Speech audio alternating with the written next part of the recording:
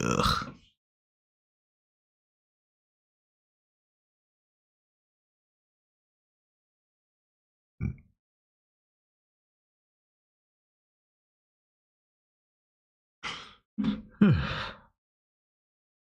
Oh man.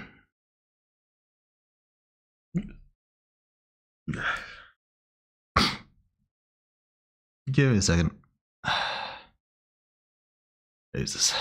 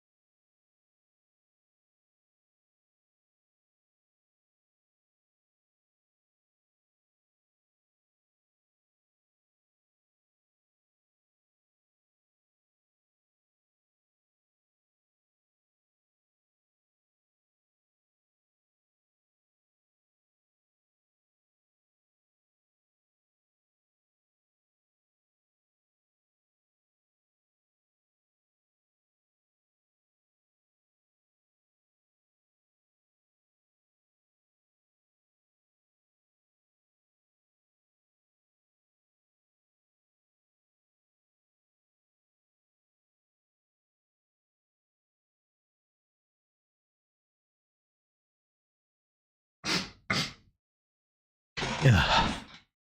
Alright, where's my...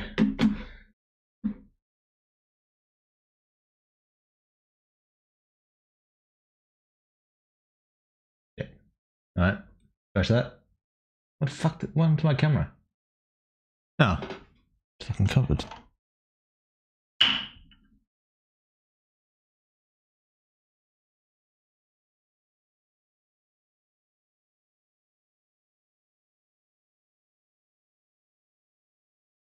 Got too much shit in my bloody OBS now. There it is. Yeah, let me turn the light. Alright, there it is.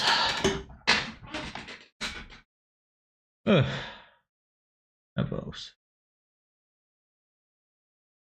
How's it going, guys? How's it been? Jesus. Let me, oh, fuck. Bloody hay fever's killing me. Jesus. I took a pill for it, so I should be alright. Just, need to let it settle in. Fuck me. Alright, let's do the Discord.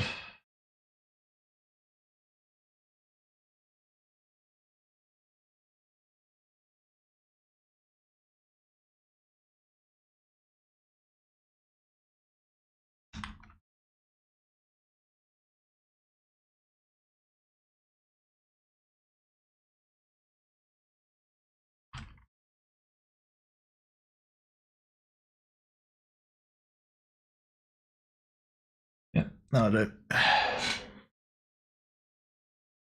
Fucking Twitter. I don't know what art I want to do for this one.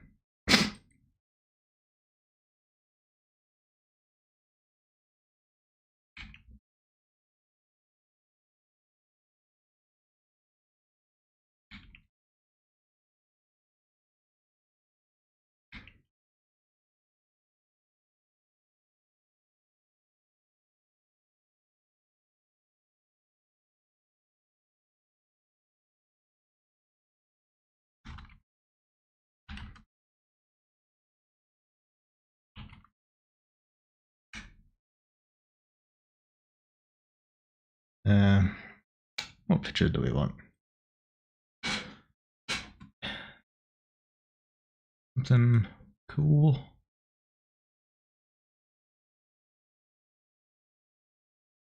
Did I do the light deck? I think I already did.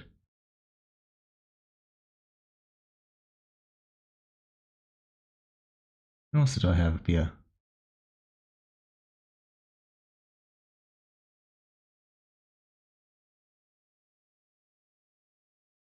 That's a nice one.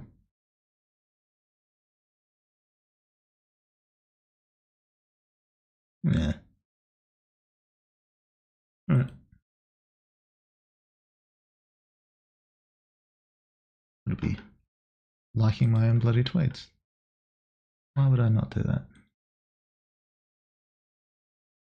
You're liking all this shit. Man, I haven't liked any of them.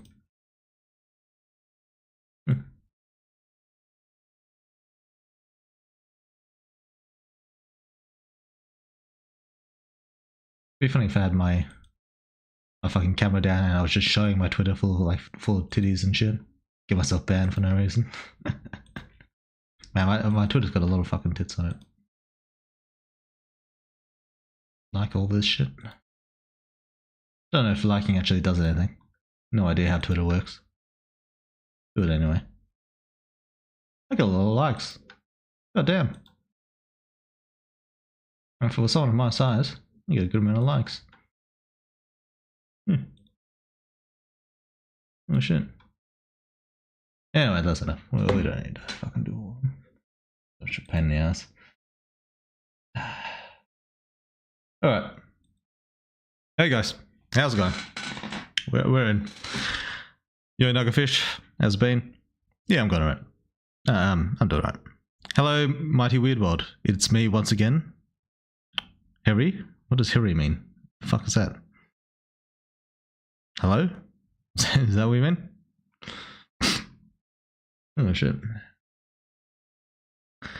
Hello, Weird. Happy New Year. Yeah, Happy New Year, guys.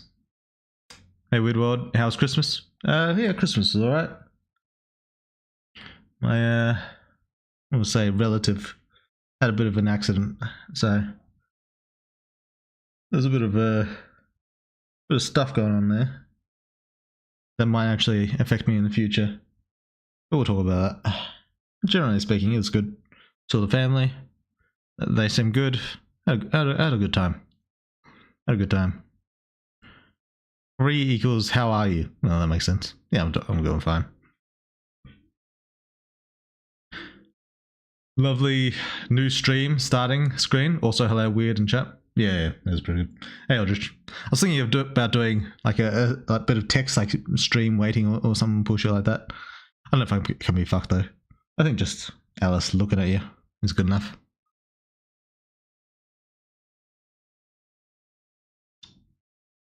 Hello, chat. Greenman, how's it been? Void. Hey, Eldritch. Yep. First Weird of 2025. True. The first stream. Yeah, that's alright.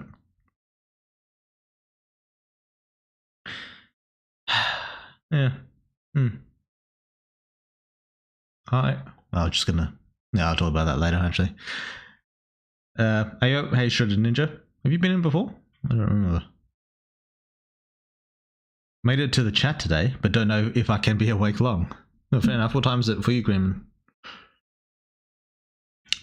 Pindamus, sup weird? What's up? Hey, Scyther. Midnight Muffin. Ah, yep. There's the waiting screen. Bro, last stream I said that would be good if you killed someone from mains. The fuck does mains mean? Bro was 2 steps ahead and yanked Michael. That was crazy. Did you say that? But last stream was after last update. so you know. Oh, you mean the last stream you caught?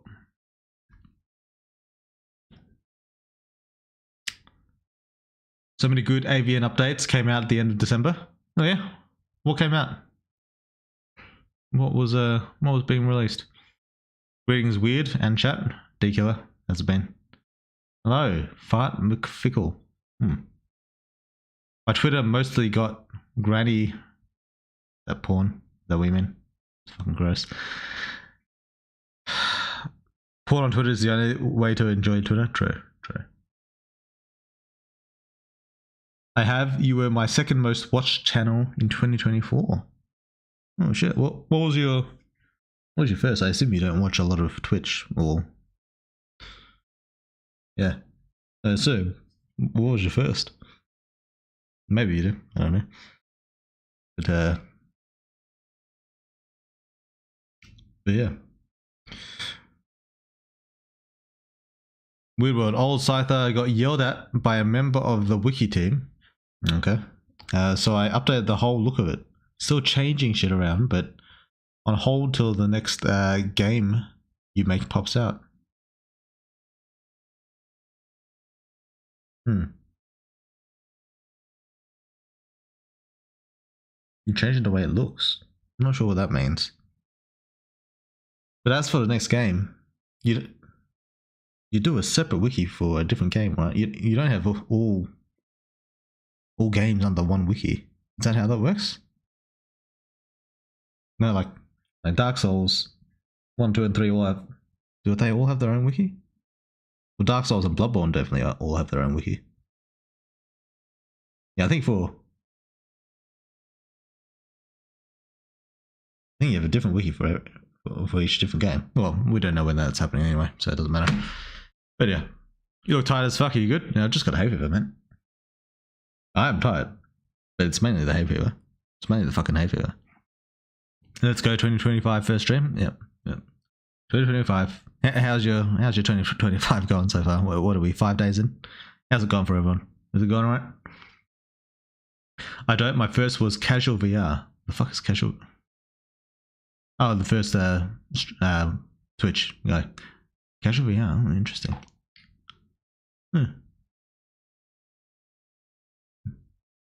You don't want to watch Twitch. Fair enough. The wiki I made covers all things by you, lol.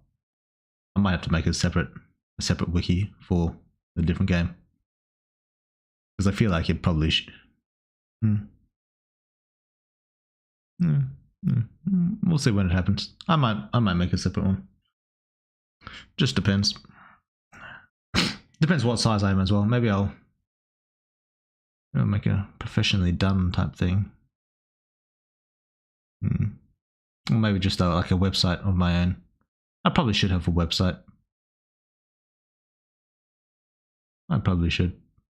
I haven't been stuffed doing it, but I'll probably hoping that by the time the next game comes out, I'll have the money to like pay someone to make a website. That'd be good. But maybe I should make one now. I mean, I don't know how much it costs to pay someone to make a website. Is it expensive? I assume if it's done well, it'll be expensive. Because maybe I should have it before the fucking... What do you call it? The Steam release comes out. I should have my own website. I feel like that's probably the right play. Yeah, I don't know. I'm not thinking about it.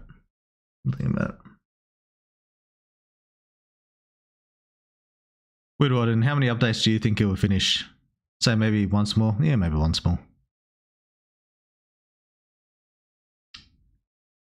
Hello, Weird World. Happy New Year. Happy New Year, Innominate.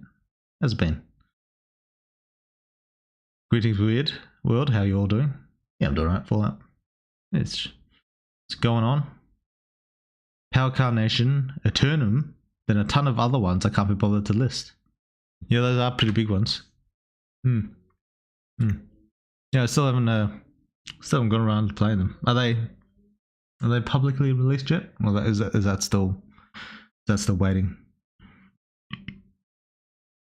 I don't know if am I members of their Patreon? I don't think I'm like paying them at the moment. Maybe I am. I don't know who I'm paying, but I think I'm members. At least like I clicked the join button of their Patreon, so maybe I can check it out.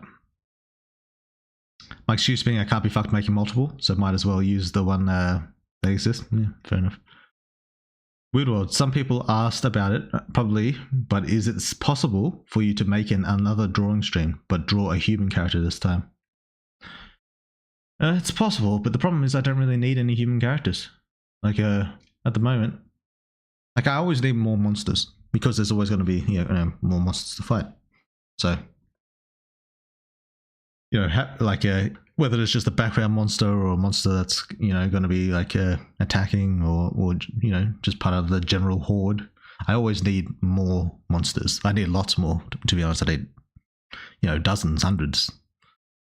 So I always need more monsters. That's why I usually do the streams drawing monsters. But human characters, I'm pretty full up on characters, to be honest. I'm not going to say it's impossible.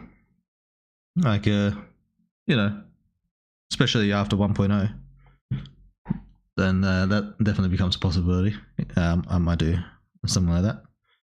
But right now, probably not going to draw a human before 1.0 comes out. Just because I don't need any humans. We love monsters. Yeah, monsters are cool. Maybe draw a humanoid monster. Like the Light Dirk is kind of humanoid in a sense, a little bit. So that's possible. Maybe humanoid type monster. But generally the humanoid ones aren't part of the horde, and those are the ones I actually need. But I also need like the sexy type monsters. But then again, I can't really show anything on Twitch, you know. So the sexy type monsters might not might not be the best play. But you know, we'll see. We'll see how it goes. Weird World, will the MC really get to marry Claudia in the future? Who knows? Could be.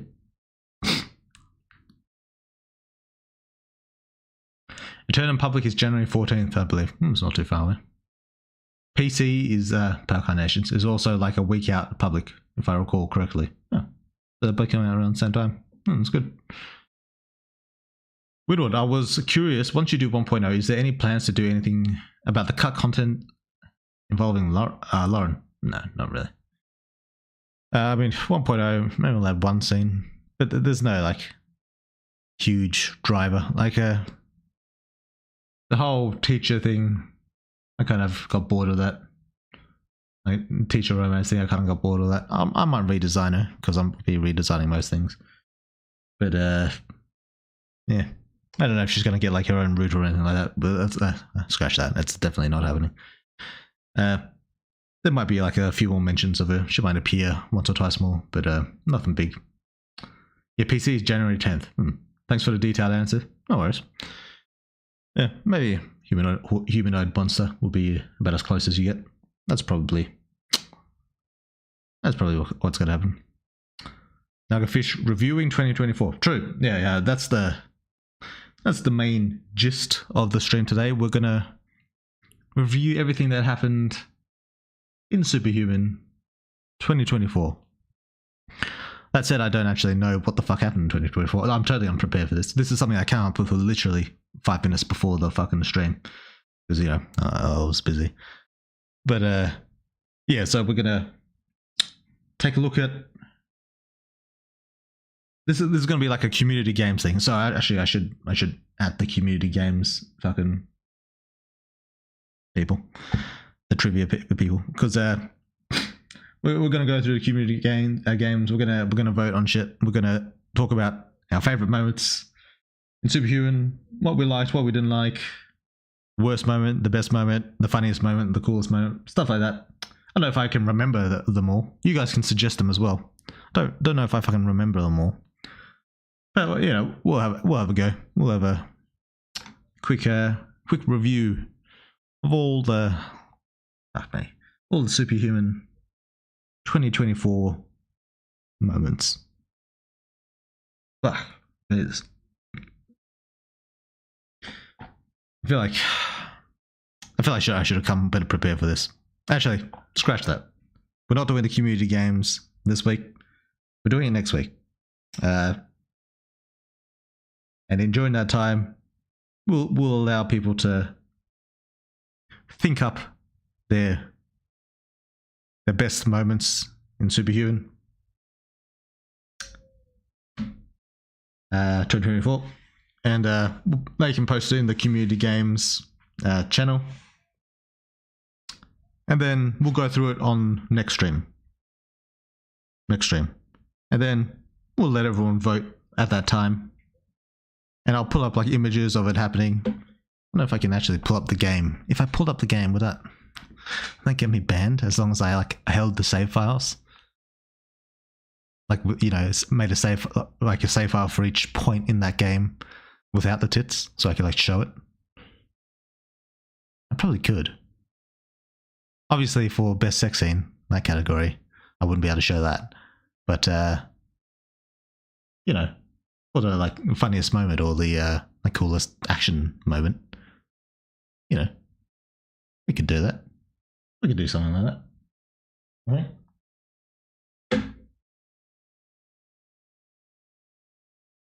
Yeah. Yeah, we'll we'll do that. We'll do that next stream. Next stream we'll do that. For now, we'll come up with some ideas. And just talk about Superhuman in general for a bit. And I should bring up a document. Fucking so I can take ideas down.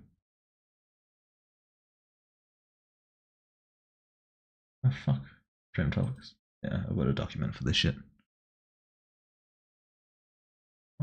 Is this not local?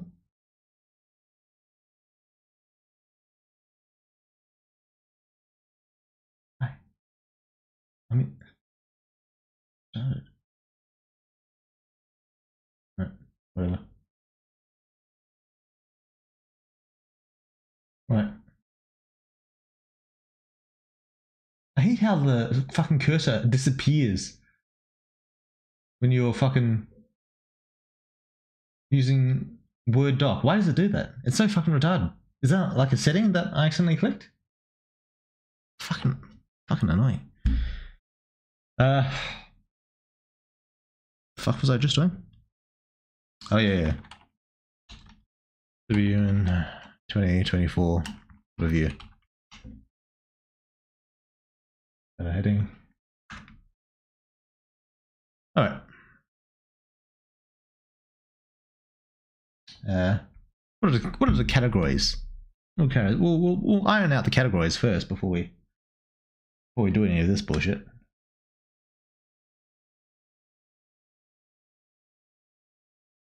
Fuck me, this fucking disappearing cursor. Jesus Christ.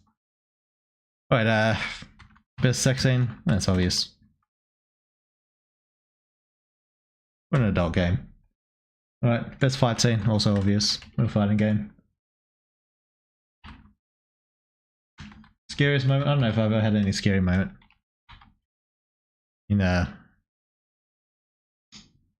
this year. I probably have. I assume there's one somewhere. Most emotional moment? No. Emotional moment? No. Most emotional moment. Emotional moment. I was gonna say sad, but I don't know if there's been a whole lot of sad moments. Emotional moment.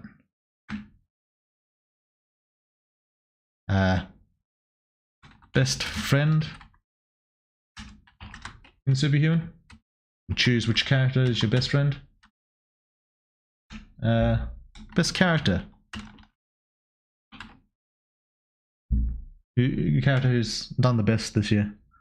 What are the fucking... Give me ideas. What other fucking awards do we need for this Superhuman review? I feel like I had ideas for this, but they've totally slipped my mind.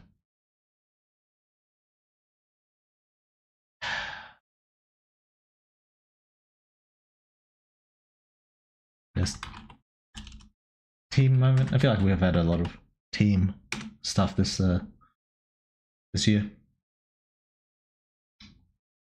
Biggest mystery. That's a classic. Biggest mystery. Best monster design. That's a good one.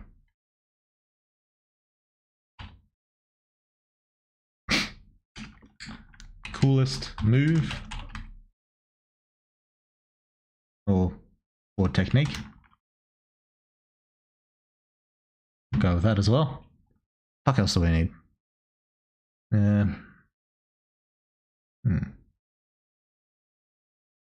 don't know. We'll think about it. I'm falling behind on this shit. Yeah. Best moment is shattering Cole's jaw. Oh, I don't know. That's just... What category would that be under? Coolest moment? No, we'll go coolest moment. And a nominee for that is smashing Cole's jaw. Damn, guess there won't be best porn category. Is that what you mean? We've got best sex scene. No, that's a. I mean, we're not going to show that on stream, but we can at least, you know, nominate it. Maybe show a blurred, a blurred picture. We can do that. We can do that.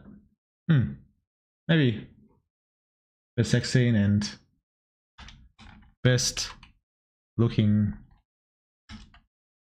sex CG, because I think they're probably different. Between the best scene and the best looking one. We'll keep that separate. Most touching moment? Yeah. We'll see. Now, I know I was curious about what age Mia and Jake were. I know in game Daryl outright says that Mia is older than him, but he doesn't say by how much. Mia's let me try and remember, because it's been a long time. Mia's a third year, I think. Is that right?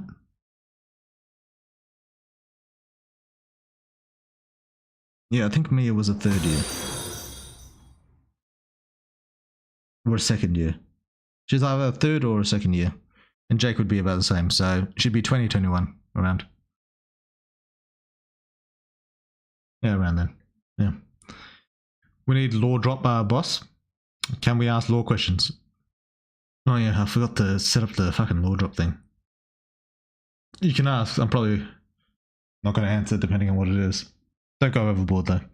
But yeah, go ahead and ask. I'm not even fucking signed into my fucking Twitch. How long does it take to set up that fucking law drop thing? I can't even remember.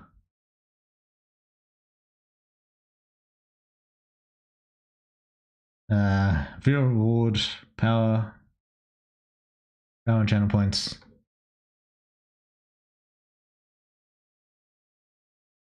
Well, we completed that. Right. Law drop 3. How much did I charge for the last one? I can't even fucking remember. 30,000. Right. Law drop 3. Right.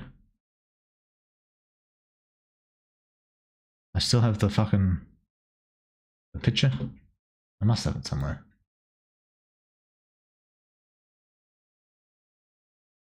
Pictures.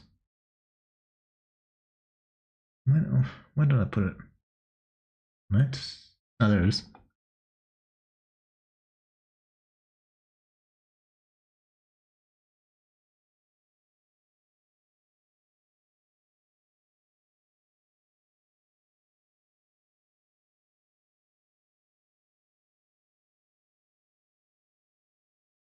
How do you... We'll give it 2 weeks. Enter amount. Oh, yeah, there it is. 30,000. I can't remember how long it took the last one to do, so I'm just going to give it 2 weeks. Right. Right. Start challenge. Right. Law drop 3.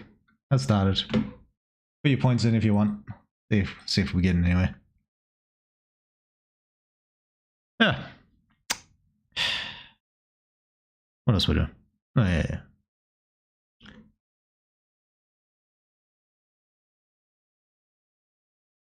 One of the best moments for me was when Daryl Rebus was defeated by MC. Perfection is always worth nourishing. Phrase is always worth pursuing. Phrase really became engraved into my memory. And then the deteriorating clone Daryl meeting his creator and merging with him. All that dialogue between MC and clone Daryl. Damn, I shed a manly tear reading it. Oh, I'm glad you enjoyed that one, Freeman. I don't know if that's 2024. It might be. I can't remember. Yeah, it might be. It might be. I don't know. But yeah. I had a lot of fun writing that scene. I wrote that scene a fair amount in advance before the update, so I was glad to finally, get to it. Yeah, I was quite happy with that. For sure. Yeah.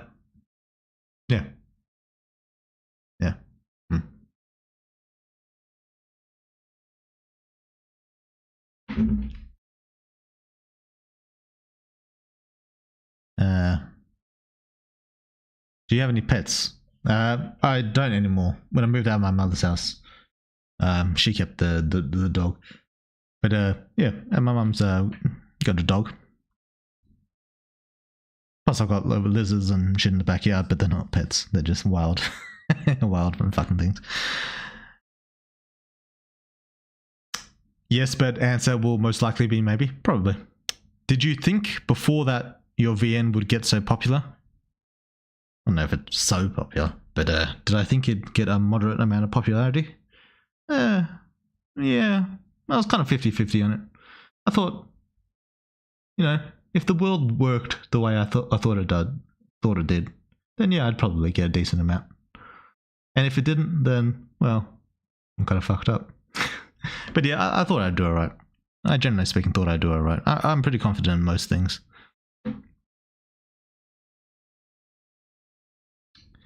The most emotional moment for me was seeing Mum die. Yeah, that was a tough one. I also wrote that scene a fair bit in advance. Yeah, so it's good to finally get to that. But yeah. Yeah. That was a good emotional moment, for sure. Best monster. I'm really hoping we get a Mia route, not gonna lie. Yeah, maybe. After we get the redesign, you know. Are you planning on doing animated scenes? No, fuck that. It's too much work. I'd need like a proper team if I was going to do that. And even then, if I had a proper team, I'd have them do other things that are more, you know, productive. Weirdworld, what's your favorite Pokemon? I don't know. I used to like Zapdos a lot. Also liked Mewtwo a lot. So, probably one of those. Lugia as well. Good point on the bro hug. Daryl scenes have been gold so far. Good to hear. I also would like to hear favorite Pokemon. By the way, my guess is Gothitelle. Yeah, I don't even know that Pokemon. Is that a new Pokemon? I don't recognize that Pokemon. I only remember the oldish sort of Pokemons. Oh, actually, I did go up to Pearl. I think Pearl is the last Pokemon game I played. Pearl and what was the other one? Was it Diamond? It probably wasn't Diamond. Yeah, Pearl. So I remember Reggie Ice, all those like rock golem type Pokemon. Can't remember the name of the legendary, but I remember like Groudon from was it Pokemon Red? And was it Rayquaza, like in the weird ass name one, the Green Dragon from Emerald. You know, they're alright. Not as good as Mewtwo though. I'll say that. What's the power scaling? Is Mewtwo still like top tier in terms of Pokemon? Is he still like? Was he stronger than Groudon, or was Mewtwo not as powerful? I don't know what the tiers are. I know there's like a god one, Arceus. Oh, what do we got? But yeah, I don't know the fucking Pokemon tiers anymore.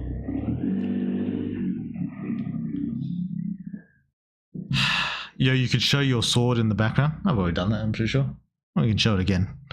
But quick question, is the current / updated walkthrough posted somewhere? I don't know. I have to ask Plute about that. I don't know if he's updated the walkthrough. I assume he has. Discord spoiler channel in pins. Yeah, there you go. Yeah, it is. Yeah, it's in the Discord server. Yeah. I have to say, the year 2024 has been a wild year with the Drake and Diddy leaks.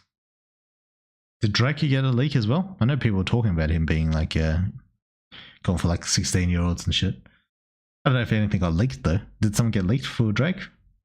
As for Diddy, yeah, Diddy was pretty crazy. I mean, people kind of thought that already, didn't they? But yeah, Diddy's he might be getting fucked. Might be getting fucked. But I'm glad we got a lot of updates for Superhuman from you. Yeah, there you go. Why did you decide to do a face reveal? I can't remember. I think a big part of it was I couldn't be fucked dealing with the model and the engine and all that shit. I think that was a big part of it. Did I have another reason? I can't remember if there was another reason. I'm sure I did. I just can't fucking remember. That's all.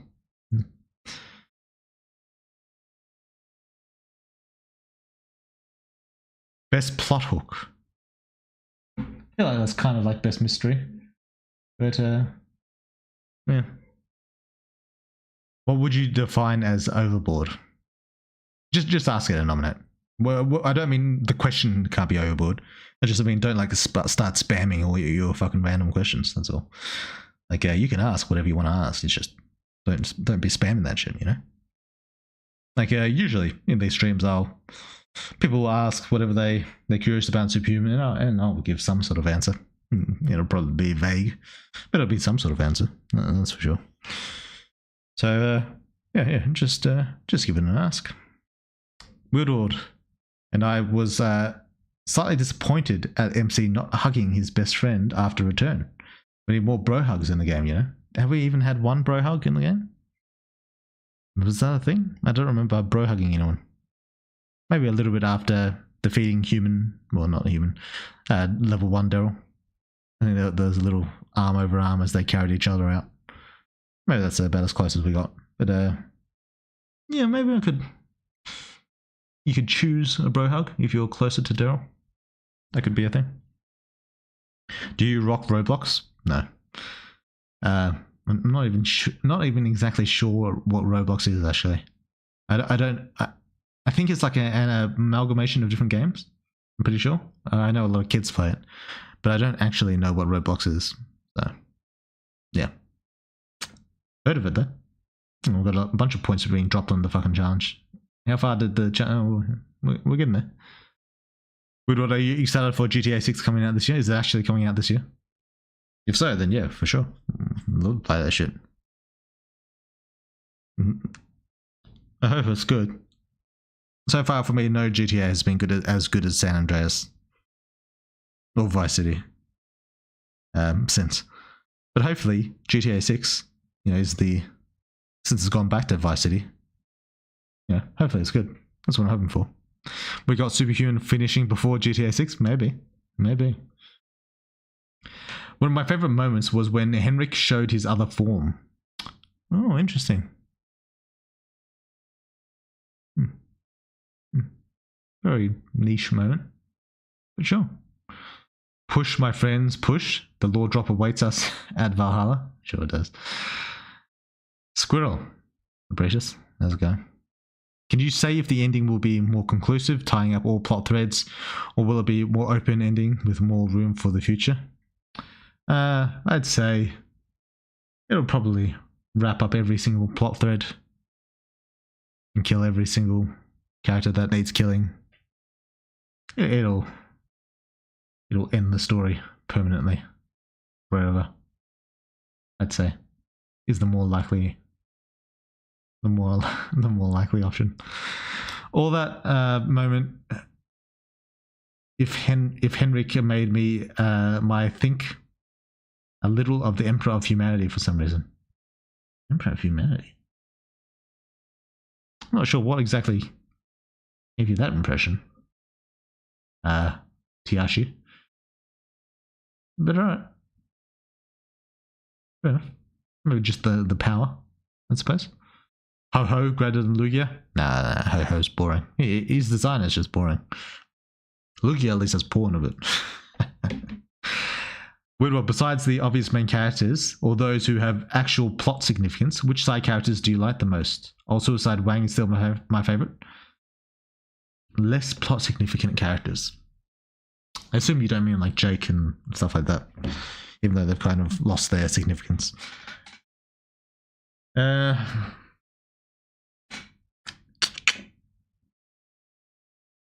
Who would be my favourite side character? I thought Alpha Breaker was pretty funny.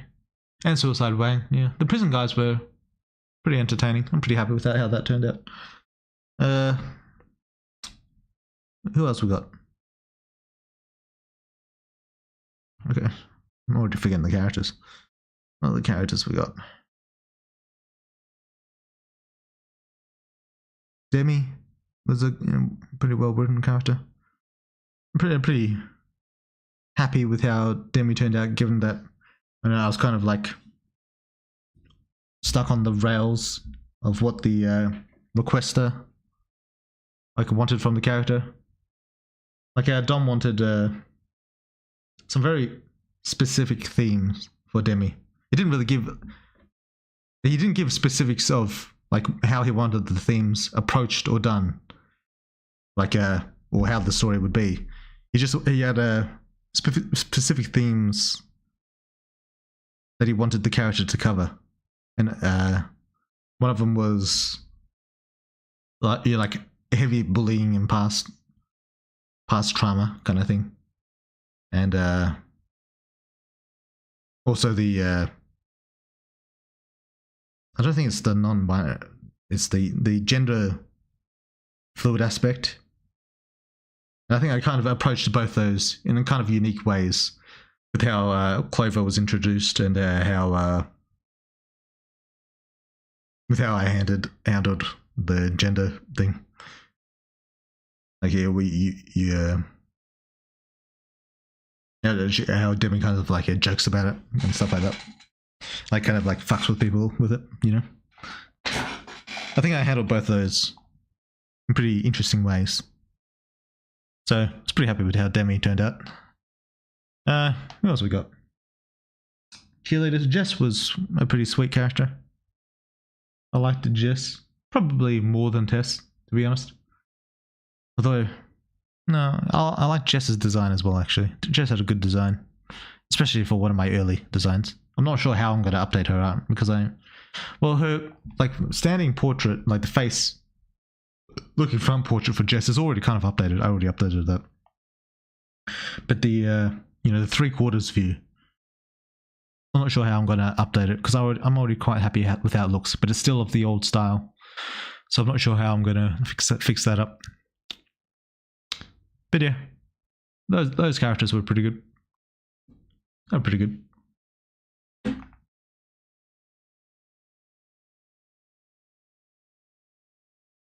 How many updates do you think it'll take to finish the game? Personally, I'd give it at least 3, maybe 5, maybe 10, or maybe 1. The next update could probably end it if we really pushed it. What can we expect of this upcoming arc? That's a good question. Do I want to answer it though?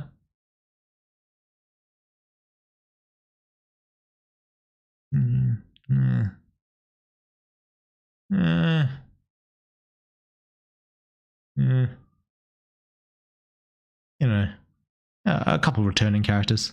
We'll just leave it at that. A few returning characters in this arc, and a lot of stuff happening. A big fight will probably be a thing. Like a Battle of the Diamonds scale of fight. That'll probably happen. Yes. Something like that, yeah. Maybe even bigger than the Battle of Diamonds. It depends on how you look at it, really. But, some big stuff. Big stuff. Yo, do Superhuman new era. Do not mess up the old MC's hair. His hair will go however it needs to go. By the way, do you have any other game? And if not, are you planning on making another one eventually? I'm focusing on Superhuman right now. But yeah, I'm always working on shit in the background, just in my free time.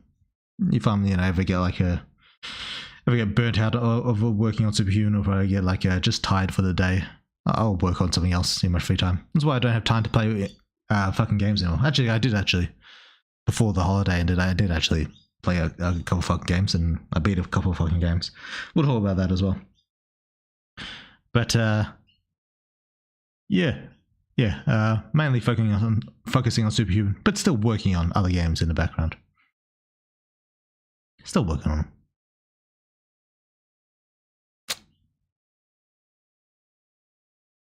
Weirdworld, is the MC going to face Indra in this upcoming arc, or will it be in the next update? Who knows? Who knows? Mewtwo is still in Ubers in terms of people using it, but lore-wise, it's weak source. Lol? No, it's weak source lore-wise. It's a shame. Was he weaker than Zapdos? I don't even know. It feels like he was more of a powerful, like actual in gameplay terms than Zapdos, and harder to get as well. So I feel like he'd be more powerful than the Zapdos, but I don't actually know. Can you make a squirrel mod on Discord? Mod? What do you mean mod? If not, what do I need to do to become one? No, we're not having a fucking squirrel mod. What the fuck would a squirrel mod even do? I won't forget when you cussed at Tom was peak comedy. What did I say to Tom? I can't remember. Could you tell us the fertility, kinship, and connection stats in the monster report? I would assume the fertility status purely relates to sex and making kids. You'd assume, mostly, right? But I saw someone in Discord suggest it could also be related to infection. It's mostly related to kids. I'd also imagine kinship just means how friendly they are with other species. That's an aspect. And connection means how well they can talk to the origin of their power. That's not really what it is. Could you confirm or deny or expand on these ideas?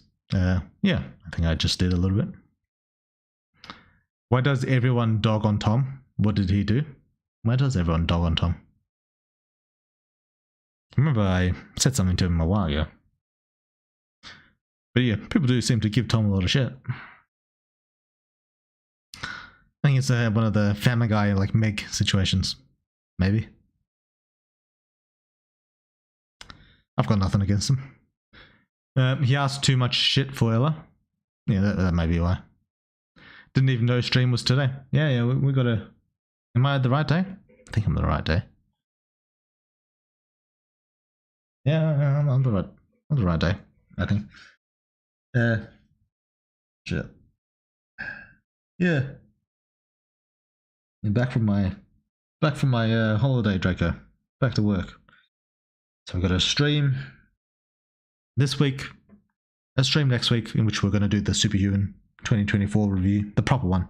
We'll call it the awards, the Superhuman 2024 awards, where we'll, what do you call it? We'll use this list I've created so far, and people can vote on what their favorite sex scene is, their best looking sex CG, the best fight. People can vote and have a good time with that. The week after, I'll be going away again. I won't be streaming. So next week I'll be streaming, but the week after I won't be streaming. Because I mentioned a family member is in hospital, so I'm going to have to go take care of them. It'll impact the release schedule of next update, but I'm not sure by how much. Not a lot, I don't think. But it might not necessarily impact in terms of time, but in the way I approach the update. Because when I leave home, I can still work. Like, I can bring my laptop and type and shit like that. I just can't do the drawing, which is what I usually like in between writing. I'm like drawing various scenes that like pop into my head. I can't really do that when I'm away because all my like equipment and shit is at home. So it might be the case that next update is delayed by a fair bit, but then the subsequent updates come out a little bit faster because I've written them all out beforehand.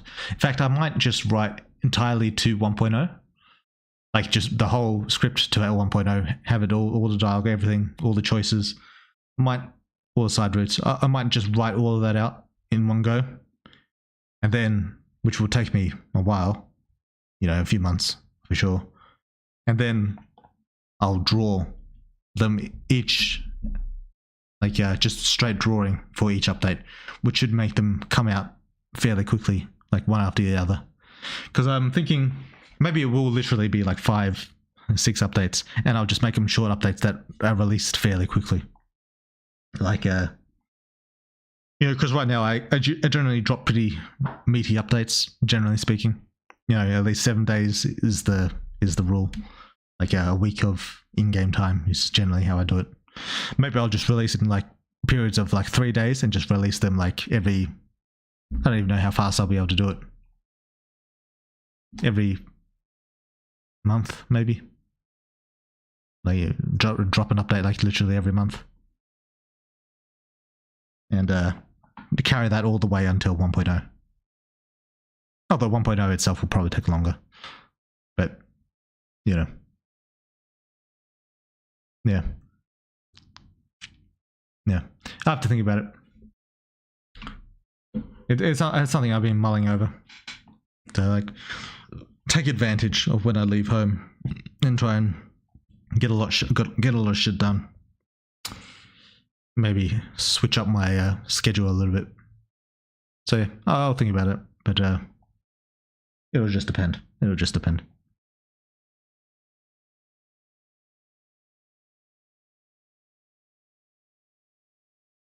All right. I thought it was going to be another week, another off week. No, we're on this week. We're on next week, just not the week after. A little bit of his power and all the conversation with humanity at the top of the building. Oh, with with Henry. Oh yeah, I get you what you mean about God Emperor stuff. Yeah, I get what you mean. Yeah, fair enough. I thought you just meant like the appearance of his like dream look. But yeah, fair enough. Although the man looks more like a monster than a superhuman. Sometimes. Yeah, Demi is well written in my opinion. Yeah, for the amount of time I put into the character. I think I got a good amount of stuff across in a fairly decent amount of time. Yeah, I'm pretty happy for what the character is. I'm pretty happy. I oddly really fell for Jess, especially in the current playthrough, since I'm working on her wiki page, along with Tess and Lauren. Yeah, Jess was a pretty sweet character. The whole like kind of bitch turned to like nice character is a bit of a cliche, but I'm pretty happy with how it turned out.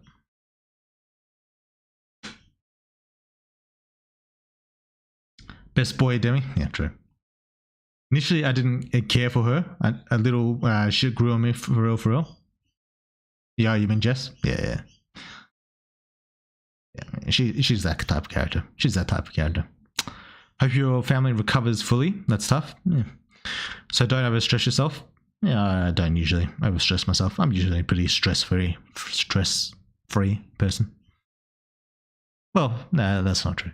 Over the past year, I've been pretty stress-free. Yeah, I've been kind of like managing that pretty well. We don't want your depression to influence the MC's way to be heavy emo. Because right now he's kind of emo. He's only kind of emo. That's true. He's goth. He's not emo. He's goth. Hey, Weird. Good New Year? Yeah, it's been alright. Been alright so far. It's only 5 days in, but starting off alright. By the end of the update, we will have a better understanding of what the game's entities are. The big sea full of alien fish, the twins and shit like that. Maybe.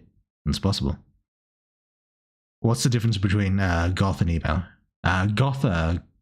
Emo cut themselves. Goth are just, depressed. I think that's how it is. They hate society. Do they hate society? I feel like they hate society. They hate the conforming and all that, right? I'm just getting this from South Park. I don't actually know. yeah. But emo also cut themselves a bit, so they've got that going for them. The returning characters are the main cast returning to the human world. True. Speaking of mostly irrelevant characters, seeing Sharon likely isn't going to be relevant ever. Was she turned by a Silat or the memory fox from the Sin infiltration? Oh. I'm not sure. Why do you think she's turned by the Silat?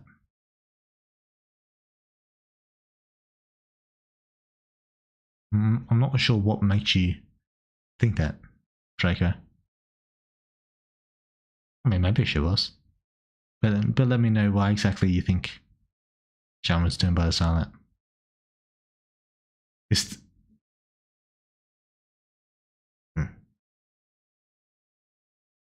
he's still a long way from even being able to scratch Indra. Yeah. Yeah. I think lore-wise, Mewtwo kind of fell off by Gen 4 with the time, space, dark matter dragons. Yeah, it's kind of depressing. Question rephrased. Can you make me a mod on the Discord? No. If not, what do I need to do to become one? You have to wait until I decide there's a need for a new mod, which may or may not happen. And then you have to throw your hat in the ring with everyone else who wants to be a mod, which is a lot of people. A lot of people were, scrambling for that position back when I announced it on Discord back in the day. So you got a lot of competition. Whether or not you win, maybe, who knows? Yeah, it's going to be a while away if it does happen at all. Right now, my mods, I think they do a fine job. I kind of just leave the Discord as is, and they take care of most things. I think we have like I won't say that, but yeah, I've seen them work, and it seems like they're discussing things amongst themselves and managing the Discord pretty well.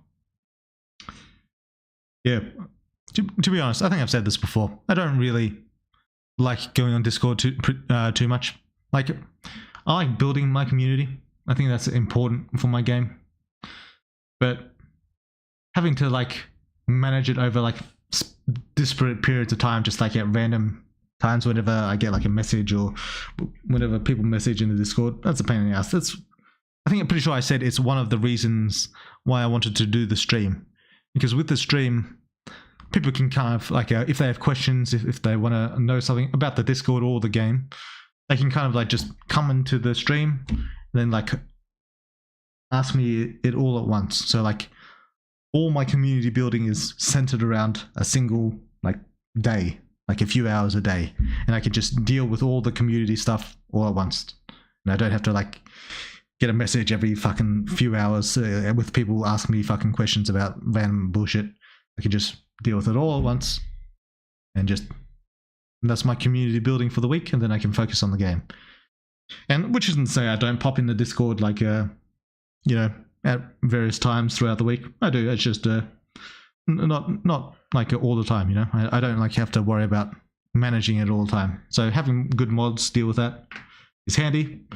And then we've got the stream as well for things that need to be directly addressed by me, where people can come in and ask and do all that shit.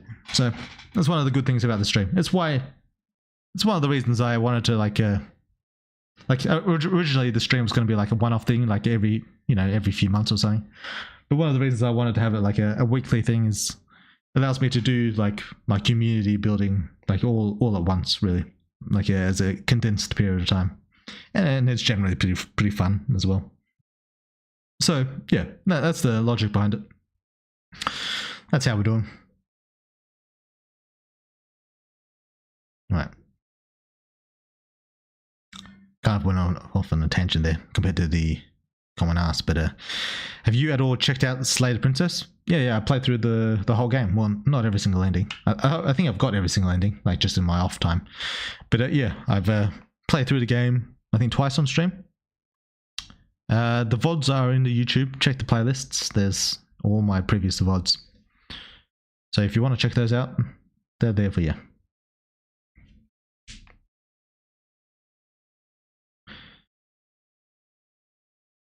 Good old Giratina, oh yeah, Palkia, Dialga, and Arceus. Yeah. Getting the gods.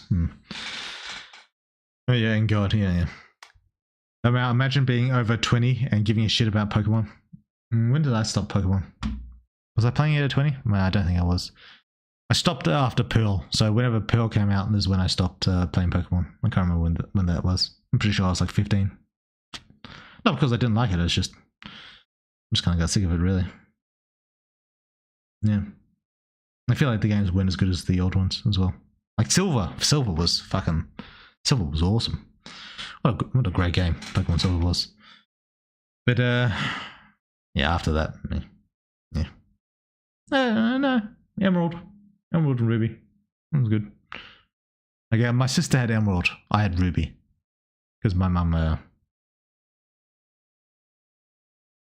Oh well. Was that when we had like the pirated shit? I can't remember if we had pirated stuff back then.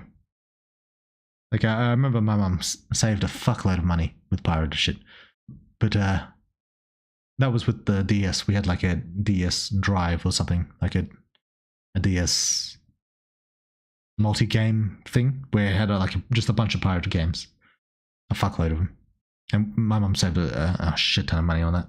And then our PS2 was chipped as well, so we got games for like $5 per game. That was a great time. Man, the PS2 era was so fucking good. Jesus Christ. Great games just in general, but also $5 cheap fucking games as well. That was a fantastic time. I haven't played Pokemon since I was 15. It's probably about the same as me, which is when those Gen 4 games released. Yeah, I think that's the same as me, Draco. Yeah. I hope your family member recovers well. That shit hits hard emotionally, so take the time you need with Kim. Yeah, it's not about like emotional time for me.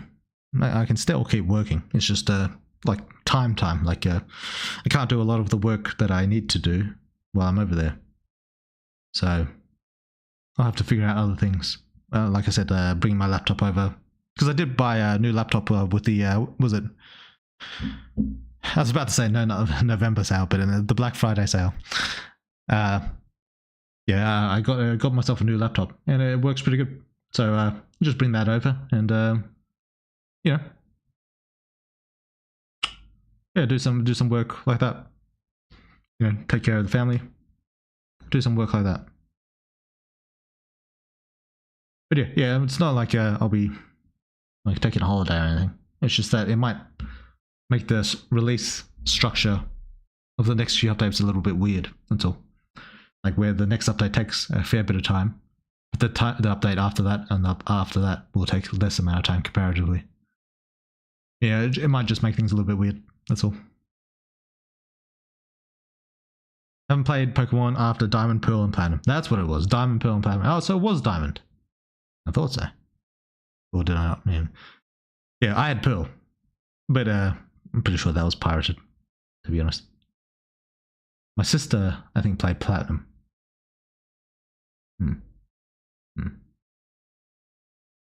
Sorry to hear about your family member in the hospital. Hopefully they heal up all good. I wish them well. Yeah, it should be fine.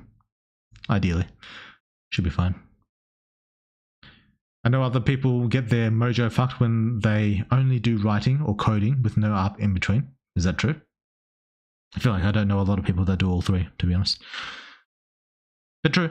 That could be could mess up my mojo a bit. I do enjoy drawing in between, like writing. It is fun for me, or funner for me. But you make do with what you got.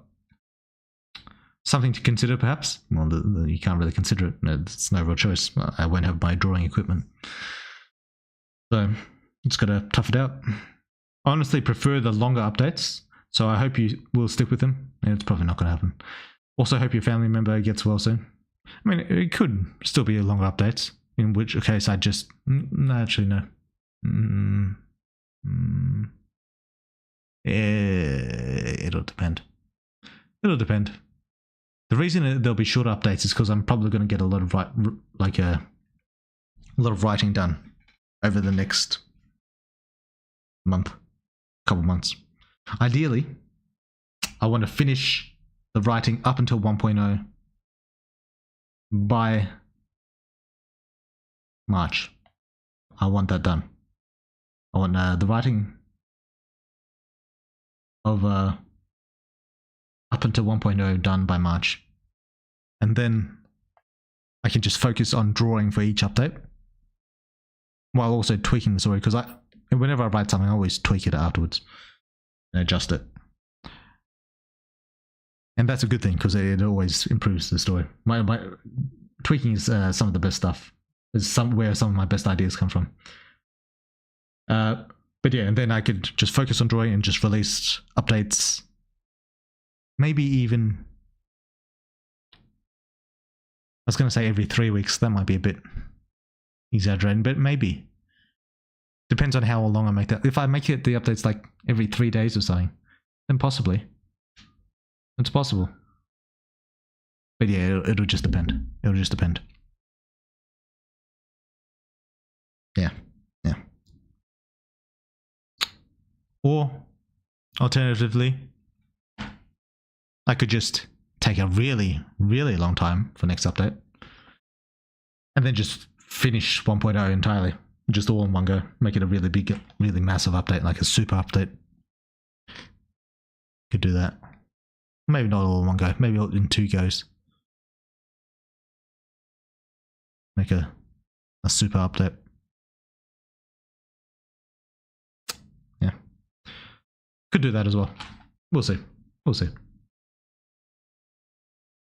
If connection isn't to do with the monster's ability to talk to the Origin, I mean, it's not unrelated to that.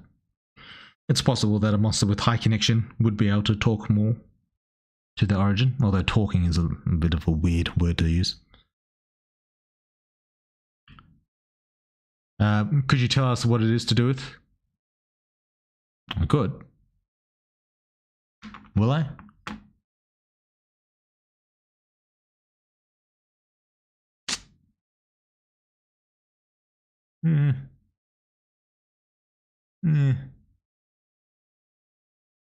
Yeah.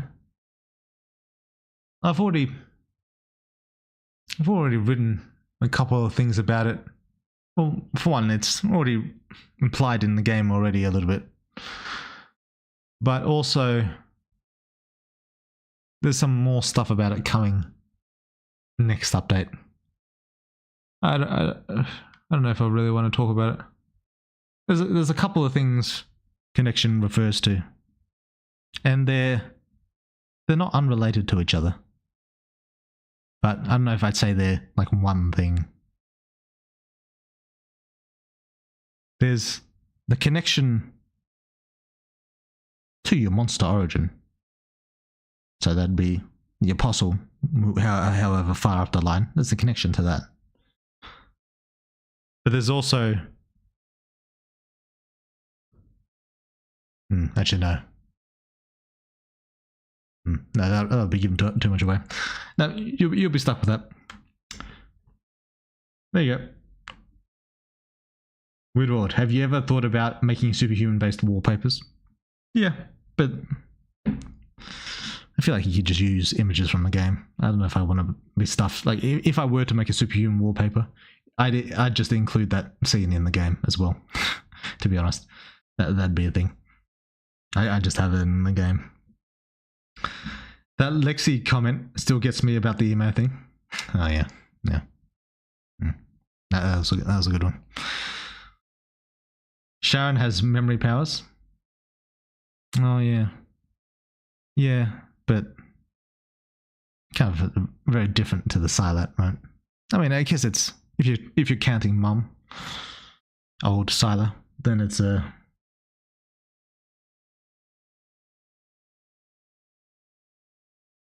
then, you know, it's more reasonable, I suppose. There's only 2 other memory users in the game, so there's no other monsters to think of. Memory is quite rare. Who have we got the memories in the game so far? We got Sila, Slash, as well as the Silat, which is a little bit different. We've got Doggo with the 2 tails, and we've got Lethe. I think that's Lydirk a little bit. So that's 5.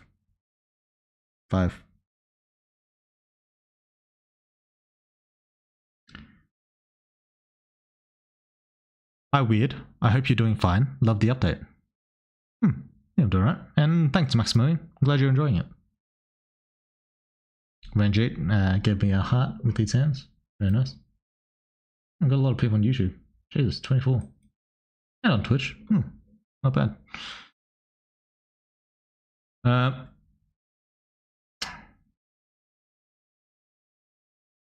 Where did I get after?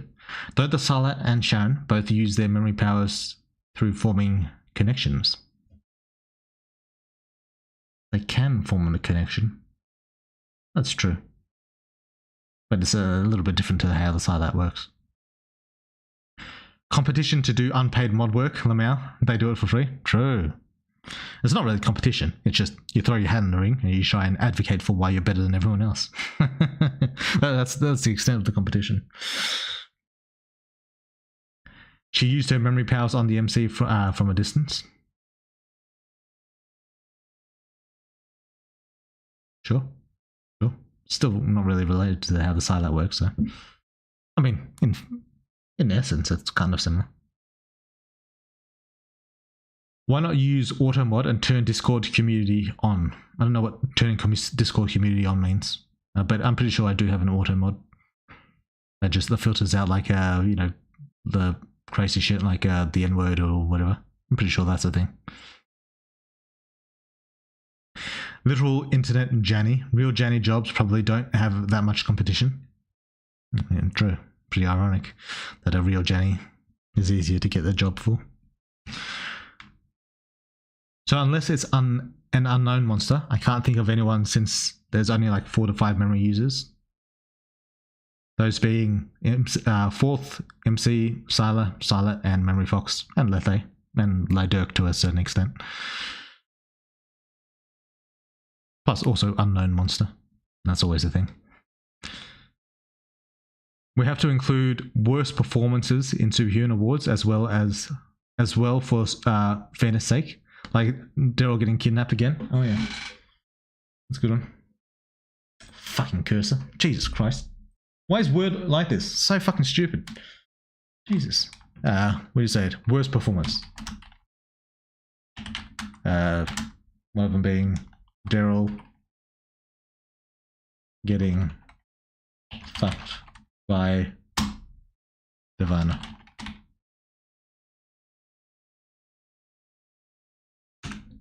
Yep.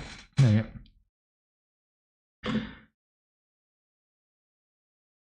Oh yeah. Cole fumbling as well. That's a decent one.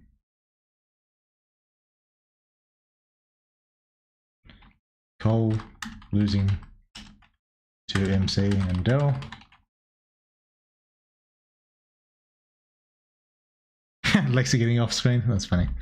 Lexi getting off screened.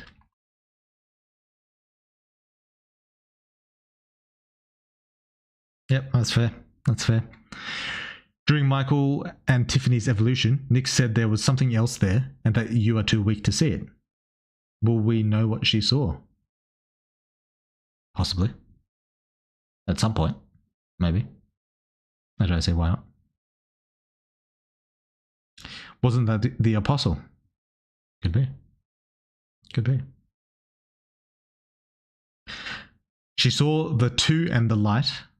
I think is the 8. I mean, the 8 was not there. So it may be dead. I'm not sure if that's what Nick saw, but maybe.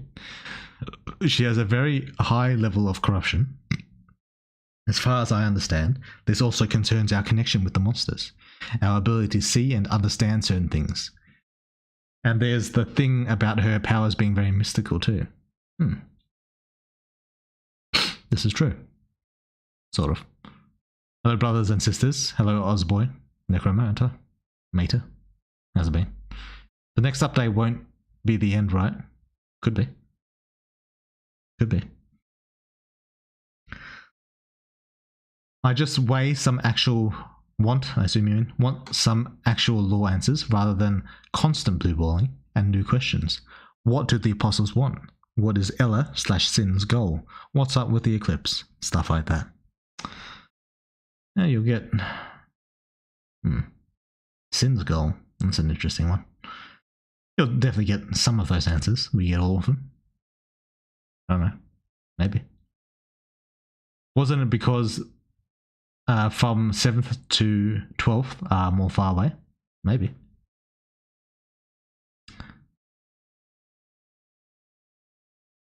Woodward. So besides the few things we already know that were cut, like the news reporter joining Klaus, the few additional vigilante things, and Lauren, was there anything you really wanted to do but had to cut because it just didn't fit the time constraint? You mean aside from the things you mentioned. It's gonna do a full MC gender bend route, not like where you fight as like where MC is like a permanent chick, but like give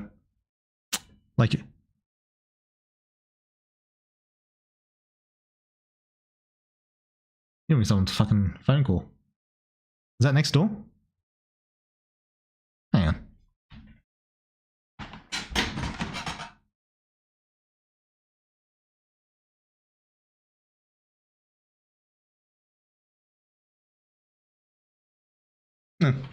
It stopped. I don't know.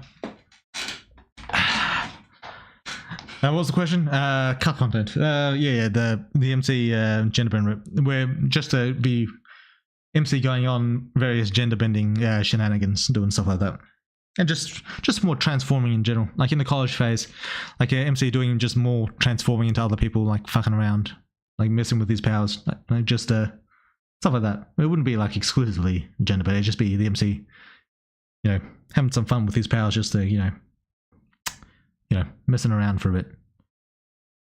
Some of that might happen in 1.0. That might be added in, but yeah, that was one thing. Longer updates make the fandom go crazy, and I mean way more than normal. Does it though? I feel like all the updates go pretty crazy. Like longer updates usually also mean important things are happening. So in a general sense, that's probably true, because lots of important things happen in long updates, but I don't think it's necessarily because they're long. It's just because a lot of important things happen. Necromancer, we would know best. I'm not sure what that means. The gods can't really be dead as far as we know, so they may just be very far away when they are dead, like too far to connect to the physical realm and shit. That's possible. I have Raven Knight as my wallpaper and love it. Good. Could you explain to us what the teacher at Hero meant about having a resilient body or a physically weak one in reference to infection and the first evolution? Jake, Demi, and especially Klaus all have bodies most would call weak in one way or another, yet they all survived. So what makes a body weak or resilient in regard to infection and evolution? The same thing that would make you survive, like the Black Plague, for example. Physicality also matters a certain amount, but it's not like a determining factor. Like if you're like a more physically built, like muscled and more powerful, it's not a determining factor of whether you become a superhuman or not. But it can help you when you're a superhuman, and it can help you survive the process as well. But in terms of that kind of physicality, it's more talking about like how you deal with changes to the body. So immune system, kind of. Yeah, kind of. Not exactly, but kind of. It's more about how your body adapts. That's the important thing. I forgot about Lethe having memory powers. Hey, Weird World, can you give us examples of what Lucius... I'm not sure what that censored part is. Wait, is this actually... Oh, this shit is actually censored. I just assumed that you guys were typing in the fucking... No, this was not correctly hidden. No, keep that in.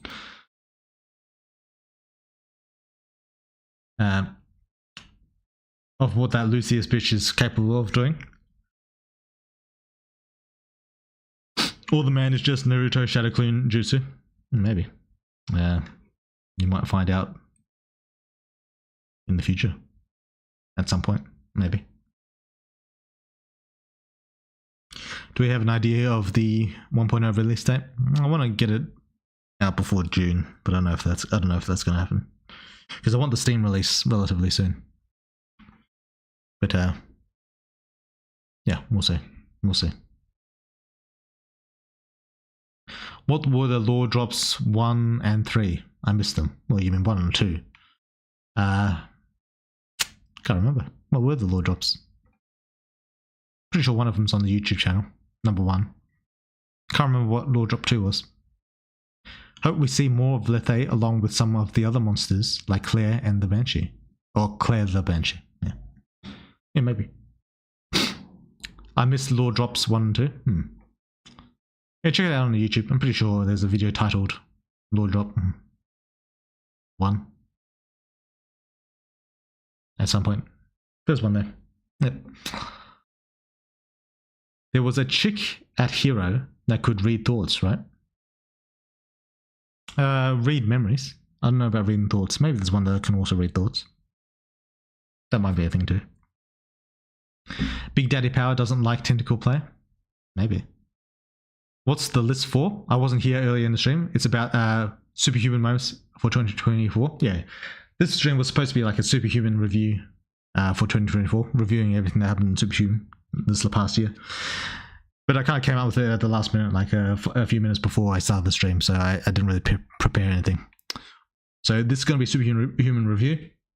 Next week is going to be Superhuman awards. Will be like a crown achievements in Superhuman of like who had the best fight scene, what was the scariest moment, the most emotional moment, you know, who's the best friend in Superhuman to the MC, a best character, best team moment, you know, stuff like that. And I'll put that in the community games thing in the Discord and let people vote for it. And then when next stream comes around, I'll prepare, I don't know if that clips or like save files in Superhuman game, and maybe I'll actually pull up the game for once for the first time in stream. You know, and yeah, we'll go through some of Superhuman's best moments, some of the worst moments, some of the most emotional moments, and I'll just talk about those moments. I'll just, you know, if you want to hear of like a little bit of how I wrote those moments or how I come up with them, what I think of them, you know, you can vote for that one, and I'll go over it on stream and we'll talk about it. I have an actual little bit of a review of the game. So yeah, that's the plan for next week. So I'll put a tag thing in there. I'll tag everyone in the, not everyone, I'll tag some people, well maybe everyone, maybe literally I will tag everyone this once in a while, and I'll let everyone vote on the best moments in Superhuman. That might be a thing. Not necessarily best moments, but you know, for each award. Yeah, that's the plan. That's the plan. Hello, Weird World. Just got here. What did I miss? Just talking random shit about the game, like usual. Nothing unusual so far about the stream. By the way, I hope you had a good Christmas and New Year's. Yeah, it was alright. It's alright. How about you, dude boy? How was yours? Elijah and the buff girl get bodied by Aishet is another of the worst moments. Oh, yeah. Elijah and Kira losing to Aishet. Oh, Neo, the Lucius arc is real? Yeah, maybe. After a hero reveals their existence to the world, the Supreme Minister Alistair mentions how there would be an extremely generous incentive program for superhumans to join and an equally severe punishment for those who stay in hiding. I don't think we have got information on either of them. Could you tell us about the benefits and punishments? Oh, yeah, I'm probably good. Although I'm probably planning to expand a little bit more on that on the 1.0. I don't know if I want to talk about it too early. Punishments include confinement with the unsaid specification of experimentation. Although they won't go too far. Rewards, money mostly. Protection from various laws. Stuff that you'd expect like kind of like a secret agent would get in a, like a James Bond movie. Not like fully to that degree, but stuff like that. The first lore drop was about Aglaifith being the first chosen of the 10th. That's true. Can't remember what the second one was. Lore drop 1 and 2 was Aglaé being the oldest, and number 2 was Apostles getting. Oh yes, they can get weaker and stronger. No, that's right. That's right. I should have made a YouTube video about that. I think it's just because it's too short, to be honest. Maybe I'll just do like a compilation of like answered questions about Superhuman. Can't be fucked like editing it though. Editing is it's not really that hard. I just haven't got around to it. That's all. Hey, Weird World. How Agley Wi-Fi compared to the captains? The fuck does that mean? And the big three minus Q. I don't know what the fuck you mean.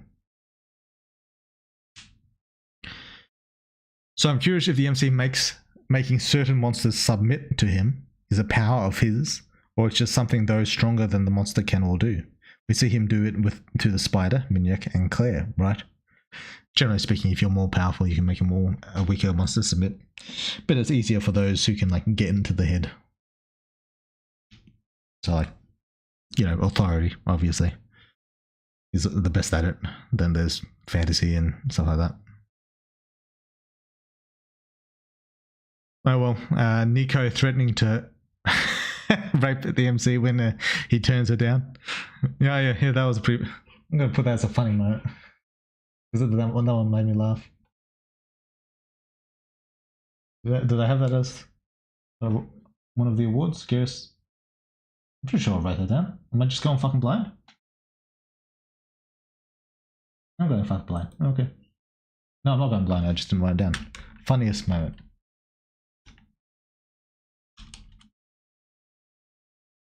Nico threatening to rape the MC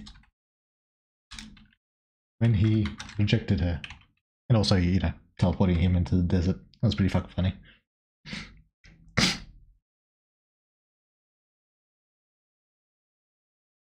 Lexi and Isheth getting pissed depending on what the MC chooses. No. I think that would go into the funny moment as well. And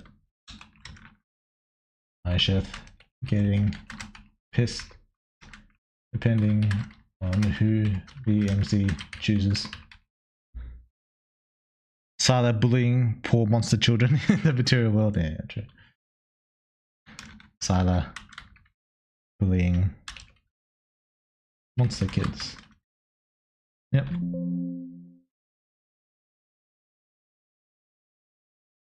Why is it locked? Fucking annoying.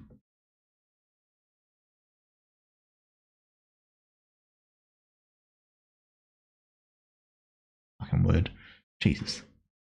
Should just use Notepad. I'm pretty sure number one law drop was actually Agley being the original 10th chosen, not the oldest, brain fart. I think it was kind of both. Jared Redemption arc win. Yeah, I'm sure it's coming. I'm sure that's just down the line. So don't worry. Glaikwith is the original and oldest chosen of the 10th. True. There's no 10th chosen older than Glaikwith, so both are right. True. Would MC being tasered in the back and captured be among the worst performances? That'd be before 2024, so we can't count that, I'm afraid. Can't count that one. Well, actually, maybe since this is the first like Superhuman awards thing I've done, we can make it for the whole game. And then subsequently, it'll only be for the years. Yeah, alright. Yeah, we'll include that. MC getting fucked by Taser.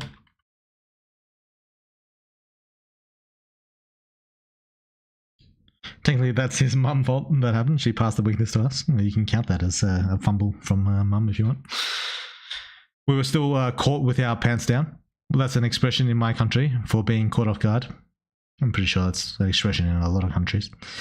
Amber arguing with the train. Yeah, true. That was pretty funny. Fuck this mouse. God. Amber arguing.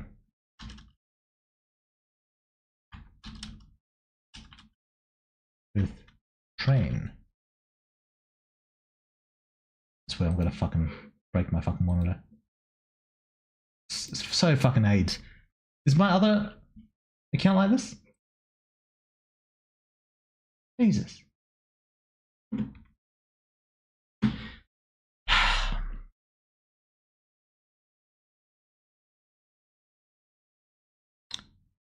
All right, where did we get to?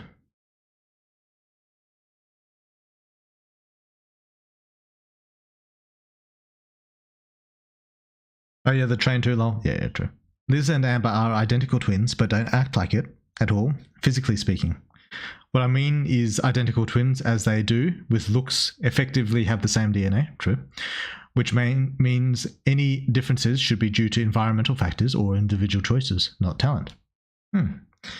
Yet with Liz and Amber, we see a vast talent gap with that multiple characters point out. This wouldn't be how it functions in real life. Well, not necessarily. Environmental factors are true. That is true. But when we think of talent, it's not necessarily devoid of environmental factors. A lot of things that impact you early on in your life also affect how talented you or how different you become, even in terms of IQ. Like how you like grow up affects that. There's a genetic aspects to it as well, and DNA and such. But in terms of, and that's not to say Amber isn't like talented, but a lot of how you're impacted early on, how you're affected early on by your environment also impacts how naturally gifted you appear as an older person. I'm wondering if there's any law reason why they're like this. Is this normal? It's normal in the real world. Well, I don't know about normal. It happens in the real world. That's the basic explanation. Train is also the best. The message. Sex scene. Jesus, the filter's fucking crazy. Train is also the best sex scene. True. Nico teleporting scene, best sex scene of 2024? Maybe. Gonna have to vote. I'll write that down.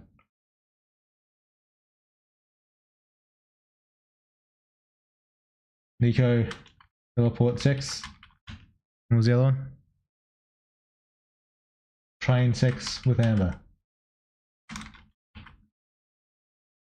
There we go.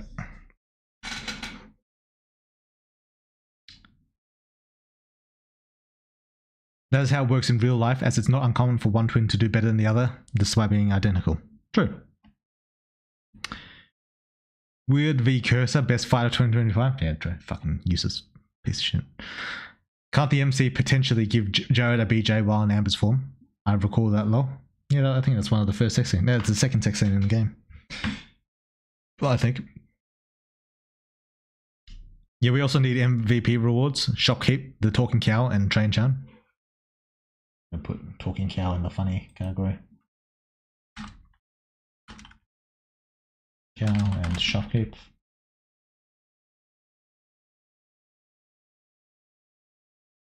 Alice running naked in the monster world. Was that a funny one? I mean, I guess it kind of was. Alice running naked in the monster world. She was kind of pissed about that afterwards. So what's all the categories? I wasn't here when you mentioned. Alright, the categories we got so far. Best sex scene. You can suggest your own as well.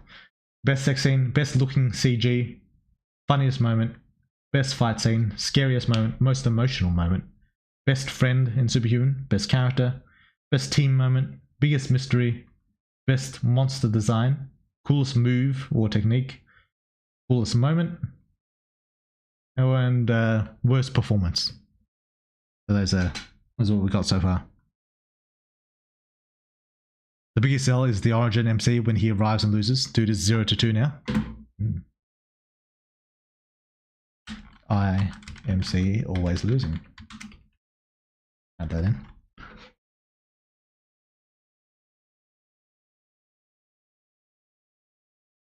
But not due to talent. If it worked like that in real life, Amber should be way ahead. Not necessarily. Now, talent isn't like DNA based. Not entirely, anyway. Yes, talent as well. Yeah, Lord Kane knows what's up. At least this is my understanding of it. Like, I could be wrong, but this is my understanding of it. Half of them I can't answer. There's a lot of great scenes, friends, moments. Yeah, there's a fair amount. I like to think so, anyway. Dracoverse, at least he's smiling when he loses. Oh, yeah, right, yeah. IMC, yeah. One. Hey, weird, kind of late. I hope you had a good holidays. Yeah, I'm doing alright. No, you're not too late. No one. Yeah, oh good. How about you? True, MC probably would have been extremely talented with memories if Sila and Indra thing never happened. Maybe.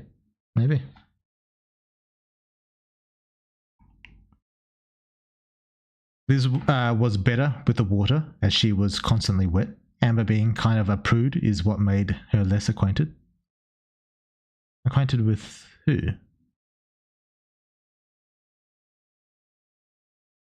I'm not sure what you mean, dude. Why? At least he potentially wouldn't be so far behind. Maybe.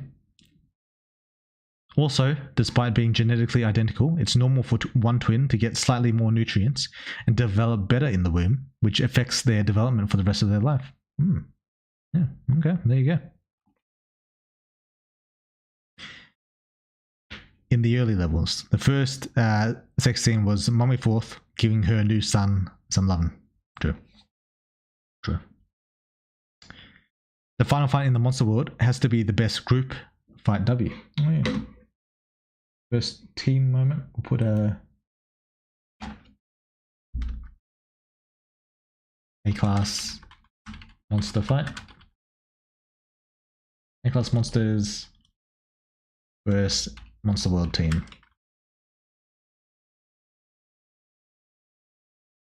We'll also put Elijah and Kira in here as well. What other teams are there? I don't know if I have a lot of teams.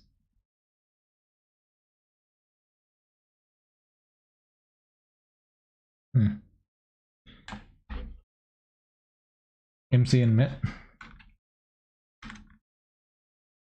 Versus Nirvana. Miranda. Oh, we'll just go versus Sin.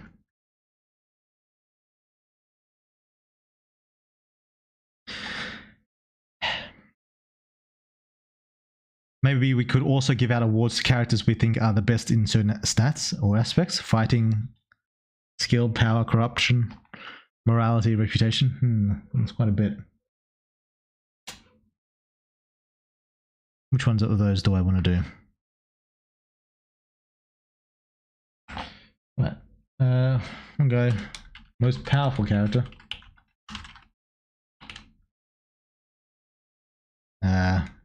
Most skilled character.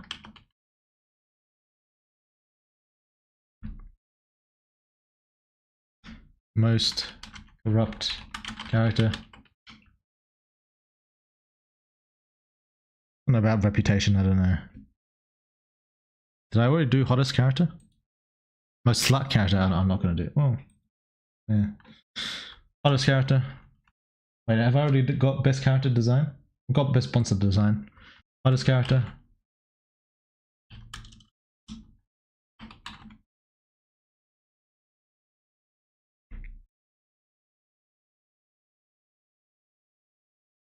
I think that'll do. That'll do. Scariest moment, I think the 7th showing up. That's probably a good one.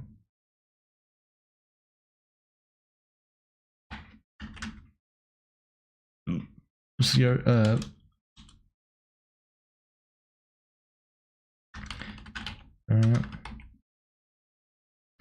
best MVP moment, Primus moving the cannon of a level A monster to save Daryl. Oh yeah.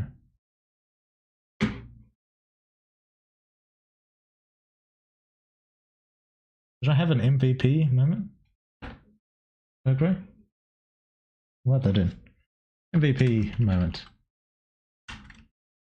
Primus saving Daryl from A rank cannon. Michael's first. Primus second best boy. Michael second. Michael first. How about a reward for the most evil character? Most evil character. Most evil character. No, if I should do both most corrupt and most evil. I feel like corrupt is a bit vague. We don't really know too much.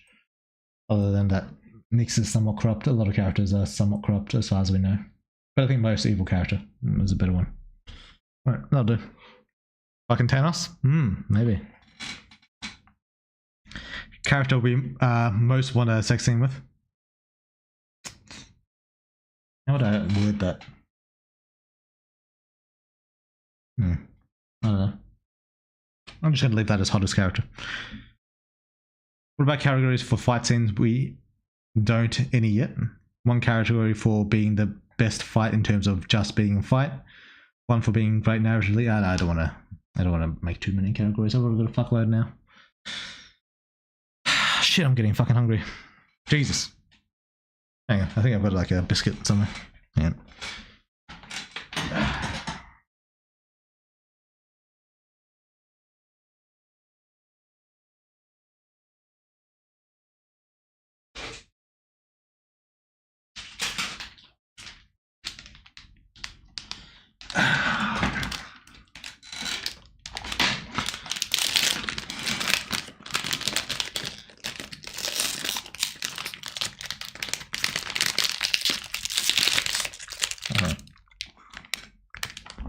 Alright.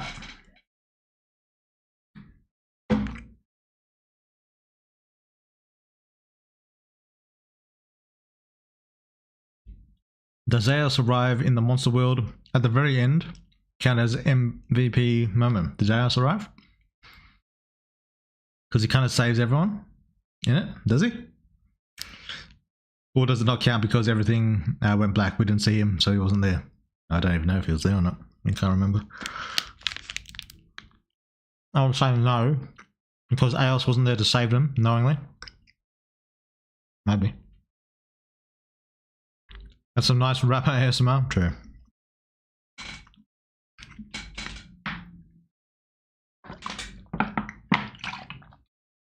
I don't even know if I've got the noise gate on. Are you hearing me chewing?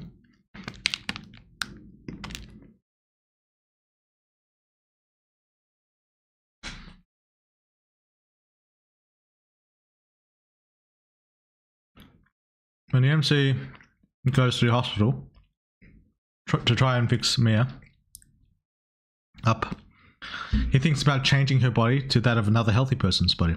But before he does that, he wonders about the potential side effects of making Mia spend the rest of her life like that, since even he was influenced by shapeshifting into Amber's body. He does mention something like that.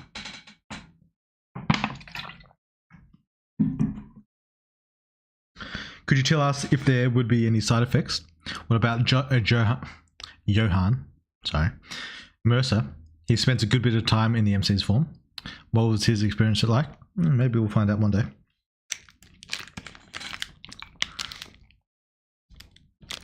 As for the side effects, just in terms of mindset,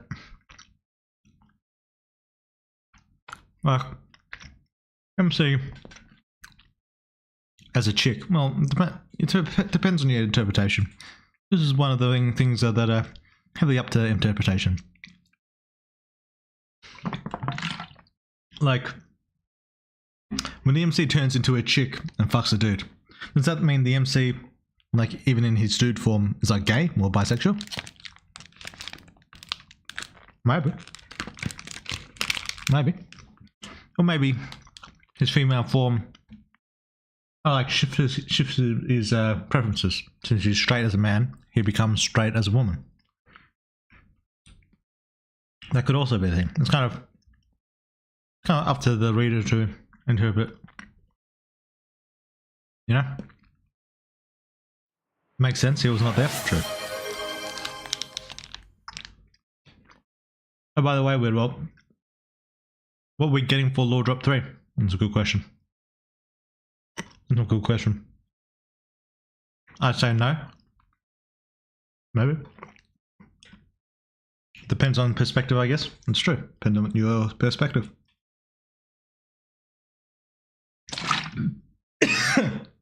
Fuck me. Jeez. Fuck.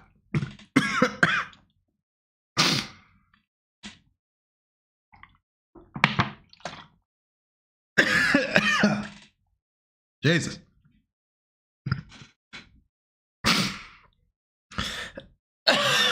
Posture check. Fuck me. Yeah. It took a lot out of me. Fucking hell. I can kill myself.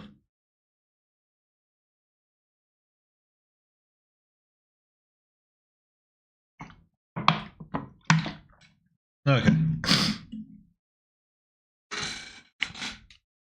Can't be gay if you picked Fuda? True. If my original form is male, I'd view that as, show this, pretty gay. Keep censoring the fucking... Yeah. Not gonna lie. Bisexual, at least, for me. But it just depends.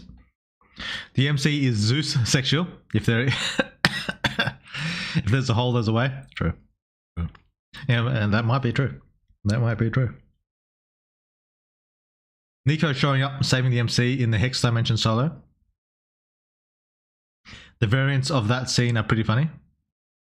Especially when he gets excited that she saves him and she tells him to shut up before Aisheth squishes him into a puddle of blood. Okay.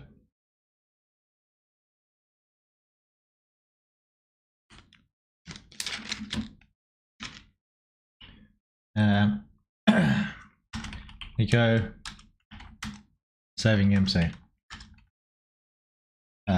from Aisheth.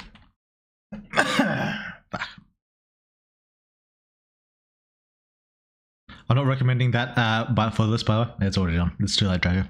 Just something I remembered. Yeah.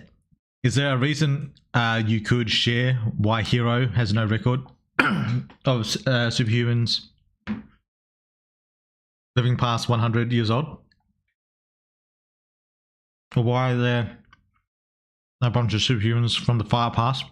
Why aren't there a bunch of superhumans from the far past who've survived to the present? Also, what was the survival rate, monsterification rate, etc. before Hero did their epigenetics? I'm not going to give the exact rate. Less.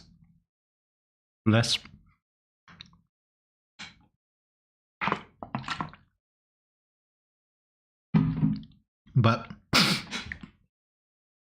as for no record of superhumans living past 100, well, one, monsters in the world are a more recent phenomena. I mean, they've been there. You know, they've been there for a few thousand years, but they only started becoming like numerous quite recently. And by quite recently, I mean like, you know, well, really, within the last couple of years, but even before then. So when there's only, you know, like 100 or so monsters in the entire planet,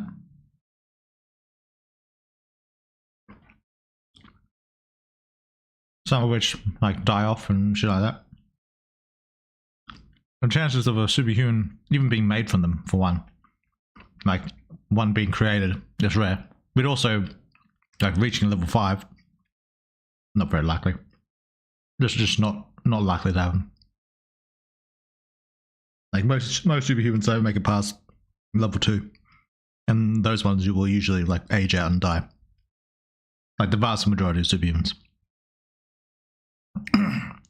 So saying that, you know, the monsters did like turn a few superhumans like 100 years ago, 500 years ago. Yeah. The chances of that superhuman surviving to modern day, very slim. Very slim. That said, I could also be making this entire shit up, and maybe there are superhumans that still live on.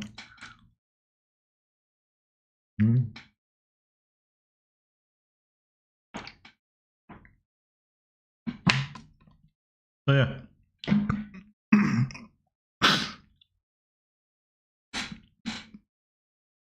I I think it's straight until you become a guy again, then it's bisexual. Maybe.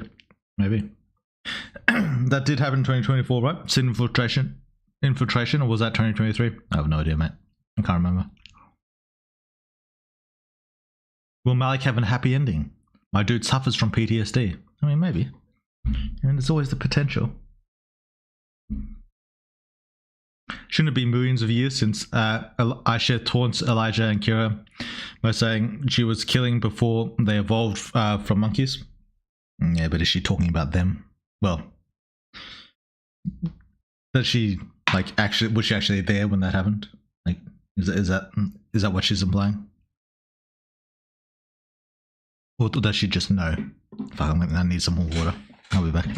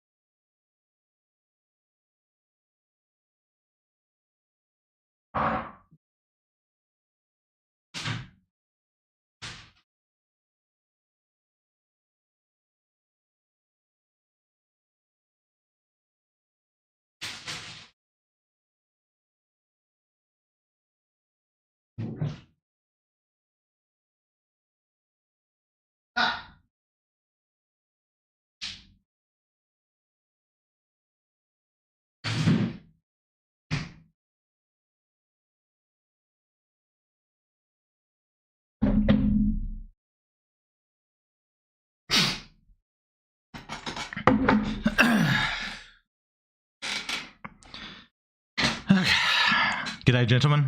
G'day, owner. Am I saying your name right? I don't know if I am.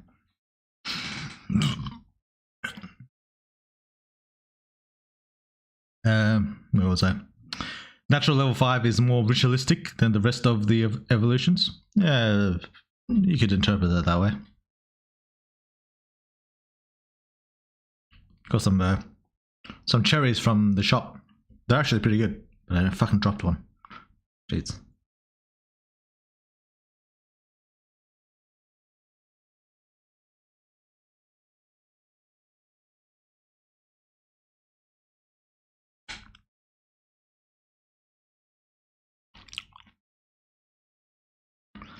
Which would have took millions of years, even though Superhuman Earth is different from ours. Yeah, but that's the thing. She knows, she knows humans, but that doesn't necessarily mean she knows these specific planets, humans. Yeah.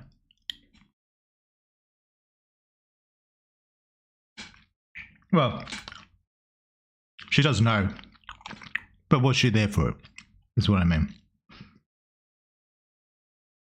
Aisha is very good at understanding the truth about most things. Yeah.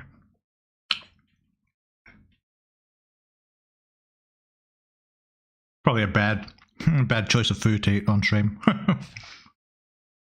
But yeah. Which this isn't to say that Aisha wasn't on Earth during that time. She might have been.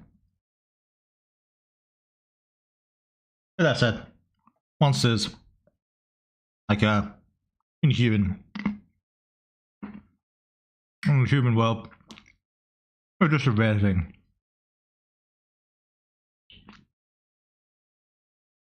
That's a general takeaway you can have. Yeah.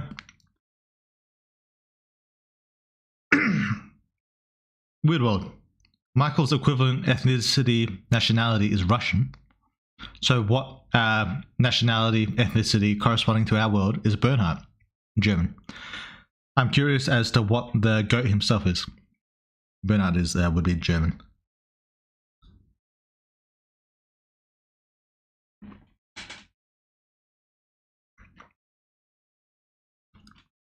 I think most don't realize it said in game only 5% of supers get to level 3.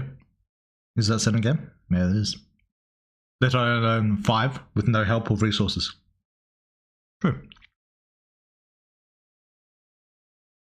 True, Aisha could just learn for that from Tannis. She could have. But Aisha has other ways of understanding things. I made a super good cherry pie over the holidays. Oh, nice. I don't think... Have I had cherry pie before?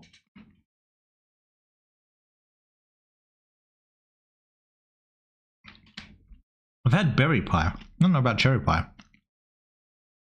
Maybe I have. I can't remember. It sounds good.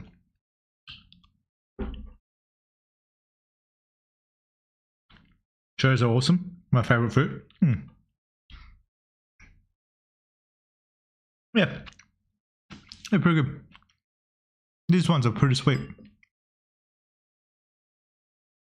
Also, there is Mum saying that every power after level 3 can evolve in crazy ways. Danger and shit and all that. True. A lot of them might have killed themselves as well, even if they did reach level 3.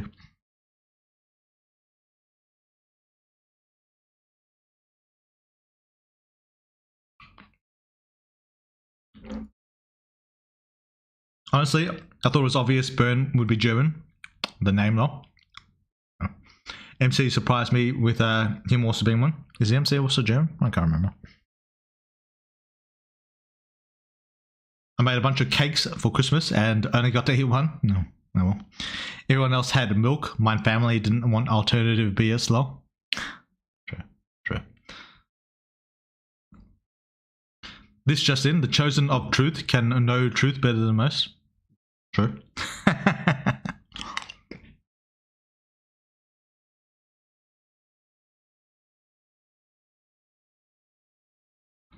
Despite her fight, I didn't really get much into Aisha's sexual powers. Her fight, it wasn't super long, but it was fairly extensive. Didn't get too much into her full powers though. It'll be interesting to reveal more about her later on. Because, you know, she kind of got fucked by Bernhardt before she really got to get into it, you know. Where is the Brazilian character Widwell? Is there a Brazilian character? There might already be one. I just can't remember. I can't remember what any of the characters original. Their ethnicities are tied to their names, so look through their surnames, their last names, and you can kind of find what their ethnicity is. Yeah. For a truth spawn, she lies a lot. Lol. Yeah. Same with the Glyph with it being the 10th, but telling the truth most of the time. Could be. Yeah. That could be true. Happy New Year. Happy New Year, H3X. How's it been?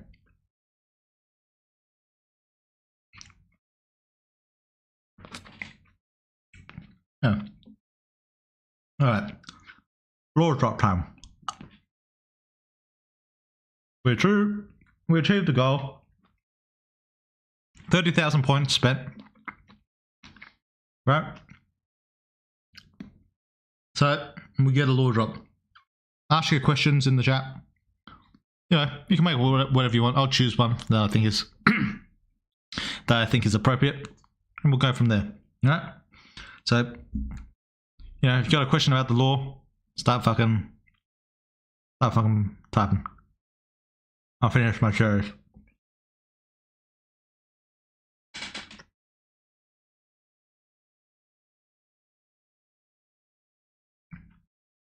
Suffering a bad case of cold for a month now, so I'd say you're pretty good.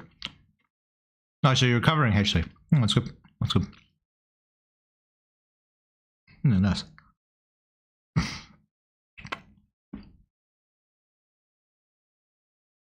Right.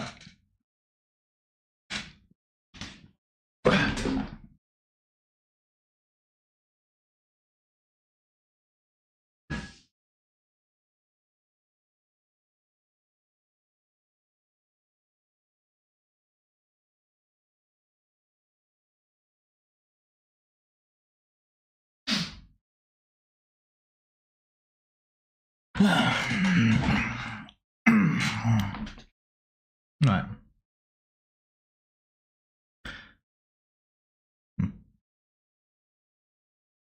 Yeah.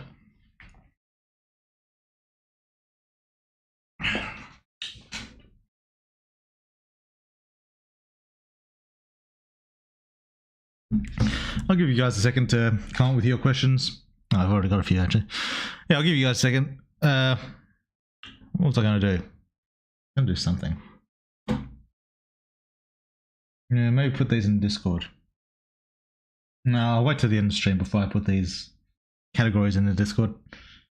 Then people can vote. I'll probably have to like actually explain it as well, what I'm going to do, so people understand what the fuck's going on. Yeah, okay. It's tough to decide.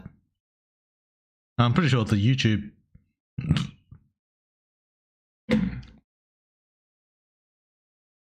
my YouTube channel also has law questions, so I could draw from those as well. Oh look, I'm live. 23 watching. Nice. Right, Superhuman law drop. I think people asked other questions here.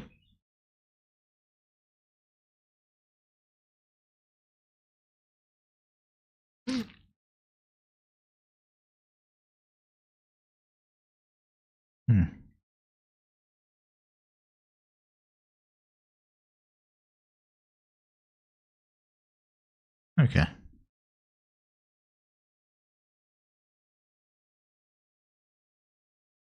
Oh, we got the, can the entity become strongest chosen of the third or fourth apostle? I mean, I feel like will we see Big Yellow again? That's a law question. Is Henry also home to an eye like the MC? Is the MC's eye stronger, or is Henry's god power stronger? What would happen if a corpse, a human corpse or a corpse, were infected by 12th apostle DNA at the same time and didn't monsterify? Does it mean like all 12? Dead end 43. How can I find it? That's a good law question. Yeah. All right. We've got a few questions. Let's have a look.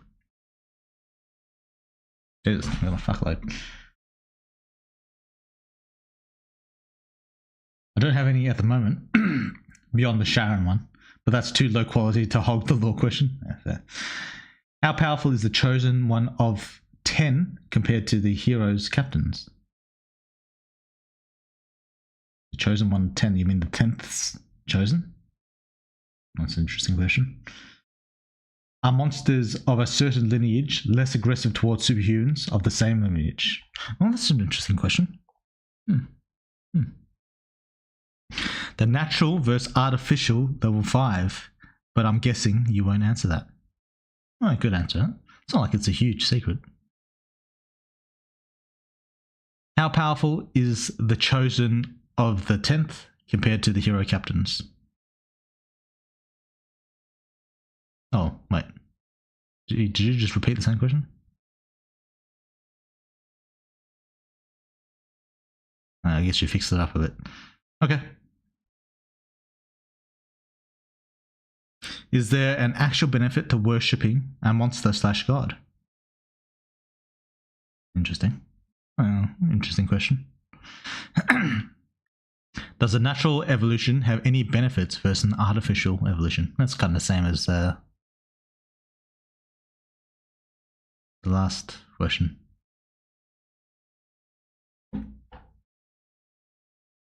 Yeah. Pretty early in the game, Ella kills you if you show her poison. Is there a reason for her for her killing you? Yeah. Can Amber and Liz evolve, or they have something different? It's also an interesting question. Pindamus, she doesn't kill you, she brings you as an offering to the fourth. Possibly. In early game, why did Ella drag you in front of memory if you impress her? Interesting question. What is the exact... What is the exact progression of an Evo 3's physical and non-physical types strength through power gain? I'd never answer as a side. I'd never answer things exactly. I don't like being too crystal clear about these things. But yeah. Amber's tears could heal the MC, but Thanos was surprised that Liz could drink water, the water, unharmed when he gave some to her.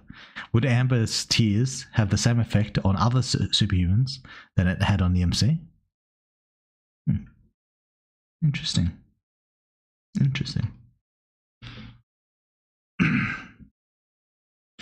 Weird world. How many demis would it take to defeat a singular Ella? True.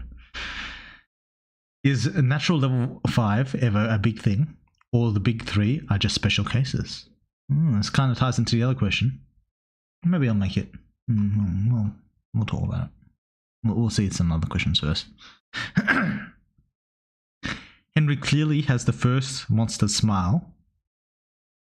I mean, the first monster smile. When the MC has the eye. Yeah. Well, I mean, I guess he's got a painted on smile.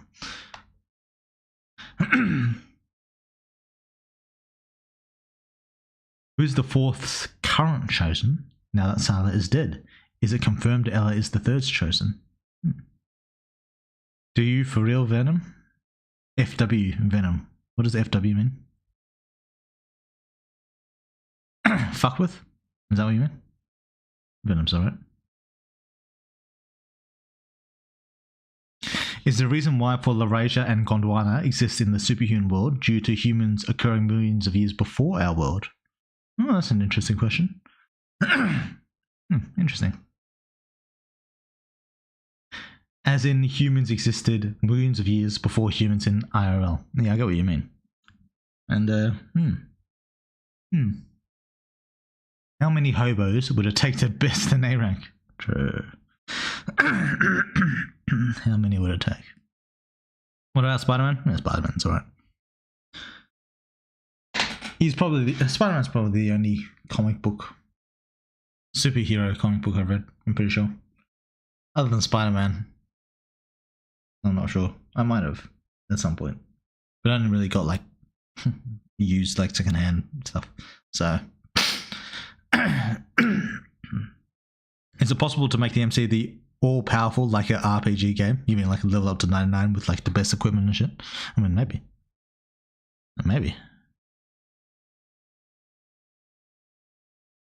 How many fucks would it take to get the fourth pregnant? Might as well, man. Yeah. Alright, we've got our questions. I don't know if we need to wait for any more. I think people mostly got their questions out. Let's pick one. Does the guy actually care about the MC? Or is he just a sperm donor? I assume that's what the fucking censor is. Stop censoring my shit. Happy that I made 2 relevant questions. You know what that word is. Swa. Is that a laugh? Mine's a genuine question. I don't care if it's billions. I need it answered. There's no amount of hobos that could beat an rank. I'll just tell you that for free. There's no amount. Like unless they've got like some extra shit going for them. Like, you know, like they've got some stuff that they can use. But if you're just talking about that, like barehanded hobos, like just going up against an A rank, or maybe like guns and knives and shit, then it's there's no number. I mean, theoretically, you could throw so many against them that eventually the A rank would like die of old age, assuming the A rank is capable of dying at old age. You know, that's possible. I mean, they can only kill so many hobos at a time. You know, so eventually the A rank, the few that do age, might just like die off in time. But that aside, they'd recover more energy by eating the hobos than they'd lose by fighting them, like easily. So you know, that's how that will go. Not even a quadrillion. No, if anything, they'd have like a good meal. They'd get stronger off it. Hydrogen bomb versus coughing baby. Probably the coughing baby. An A rank Hexen ring could just dump a meteor on the hobos, cause a global annihilation. Flood them with hobos. The most classic stratagem. True. So, do you full release the game in 2025? I'm hoping for it. Yeah. So it is possible. Let's go. Yeah, true. Passively killing the others via the environmental damage. Yeah. Infinite hobo dungeon. Yeah. What if the hobo are Floridians? Yeah. I don't know, man. I don't know much about old Florida, but I'm going to say no. I'm going to say no. Anyway, the question. We'll make it a kind of meaningful question. We'll choose Tiyashis and Wands, because they're both kind of related. Those questions are the natural evolution, the natural versus artificial level 5 evolution, which one is better? And where the fuck was Tiyashi's one? Is natural level 5 ever a big thing, or are the big 3 just special cases? We'll answer this, because it's probably going to be a very long time before I get into it, if I do. Is a natural evolution better than an artificial one? Artificial, generally speaking, is better. You'll be stronger if you evolve artificially, generally speaking. The natural one takes a bit of a toll on you. That said, people actually capable of evolving naturally are generally just better, because you're almost certainly not going to do it. You're probably going to die in the process. That's generally what's going to happen. So those that are capable of doing it are just better. They're just better than you are. So that's a general speaking. If you're capable of evolving naturally, you're probably going to be better than someone who gets the artificial way. It's possible that you could have evolved naturally and you chose the artificial evolution because it's easier, more convenient, in which case you'll be fine. You'll be, plenty powerful. You'll even have an advantage early on. But yeah, in that sense. So that, which also leads into Tiyashi's question. Is it a big thing? Well, yes. But we're not going to reveal why. It is, no. Evo 5 as a general is a very big thing. It's very important in ways that I haven't really gotten into. It being natural or artificial isn't specifically important. Are the big 3 special cases? They are special cases. Yeah. Like, let's say, no, Nyx is a bad example. Let's say Clark. Well, no, Clark's is a bad example as well.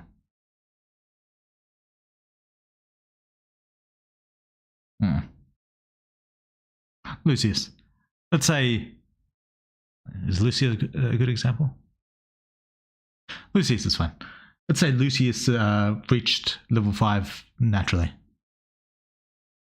He would not be the same as a Bernhardt, Malik, or a Henry. It's 3 of them are. Well, actually, maybe Lucius is a bad example as well. But the 3 of them are unique for a variety of different reasons, including that they evolve naturally, but not limited to.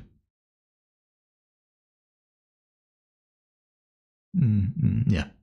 And there's your lore drop for this stream. Hope you enjoyed it. 30k points spent and rewarded. So there you go.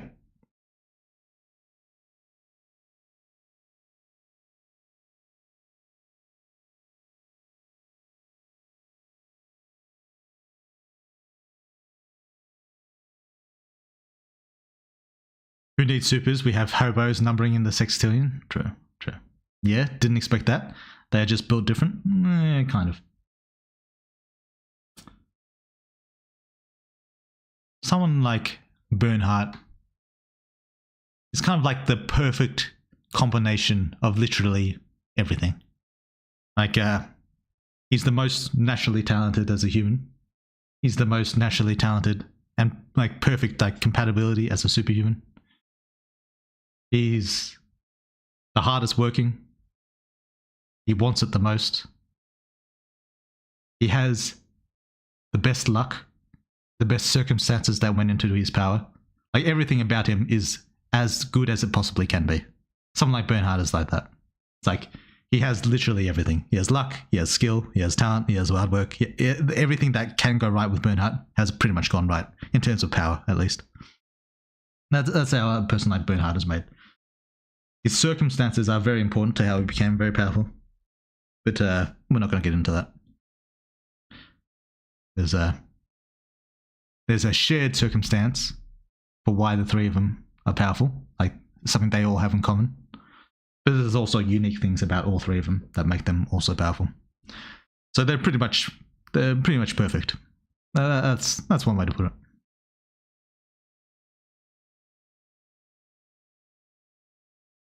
So artificial evos are better than natural, generally speaking, but naturals are better as superhumans as it's harder to evolve. But they're not necessarily, well, generally speaking, if you evolve naturally, you are better because you're not going to reach level 5 naturally if you're not. But the way Xanth is a very clever and effective scientist / leader. He's very good at his job. So the way he's created his serum is very unique. Even, well, I won't go too far into that. But Xanth is very good at his job. Shame that wasn't Liz and Amber thing, but if it gives a lot to think about. Yeah, that's all right.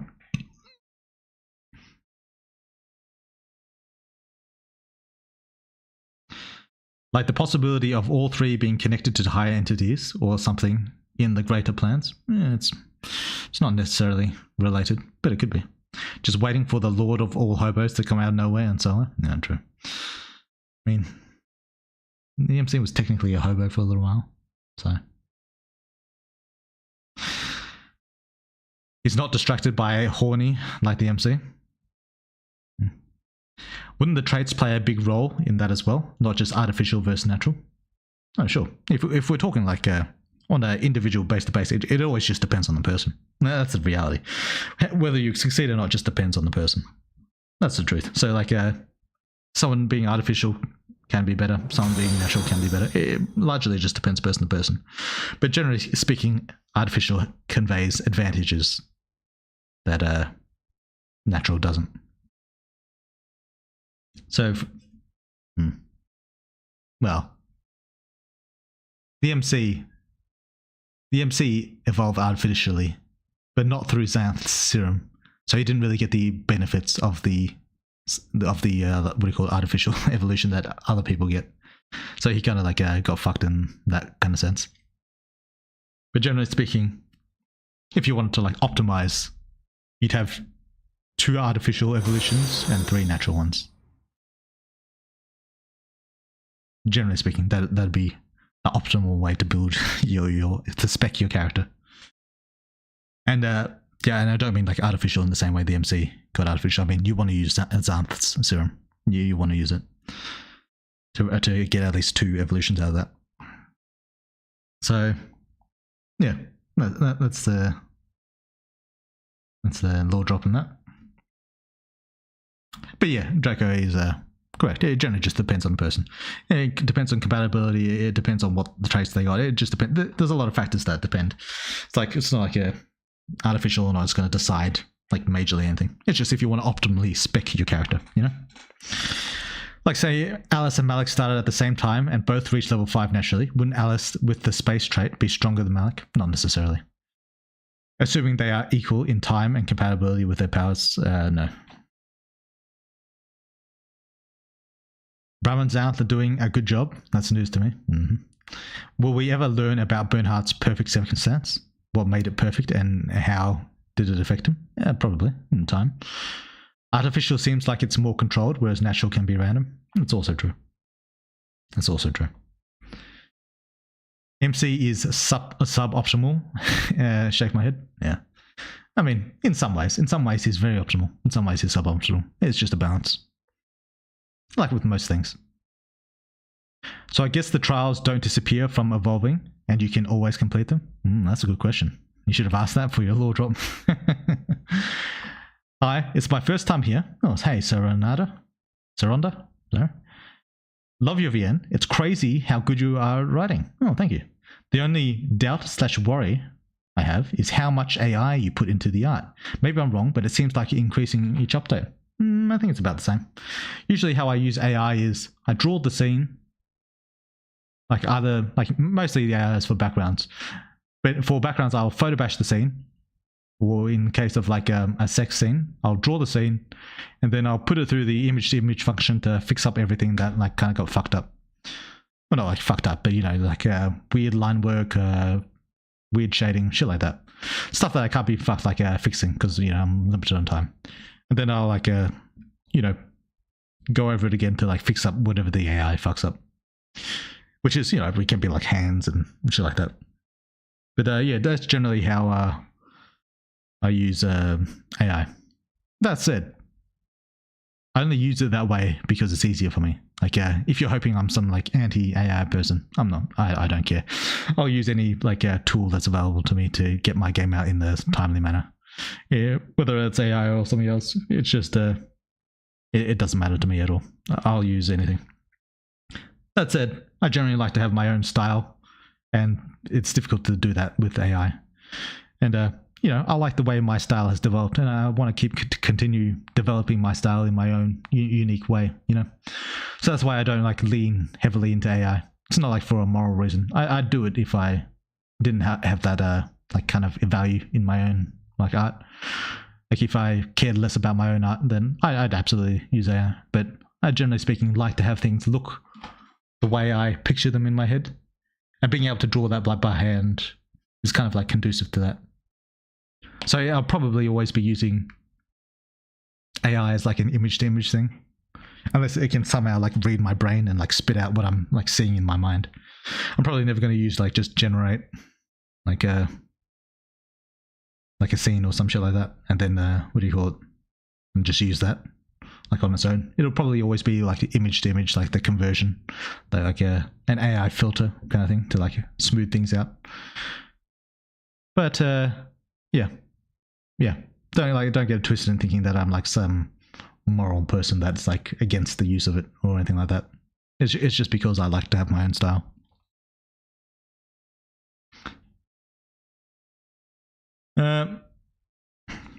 Imagine there was a new game plus where we took the upgraded MC against the early bosses, especially the ones who once killed Alice before she got resurrected. True.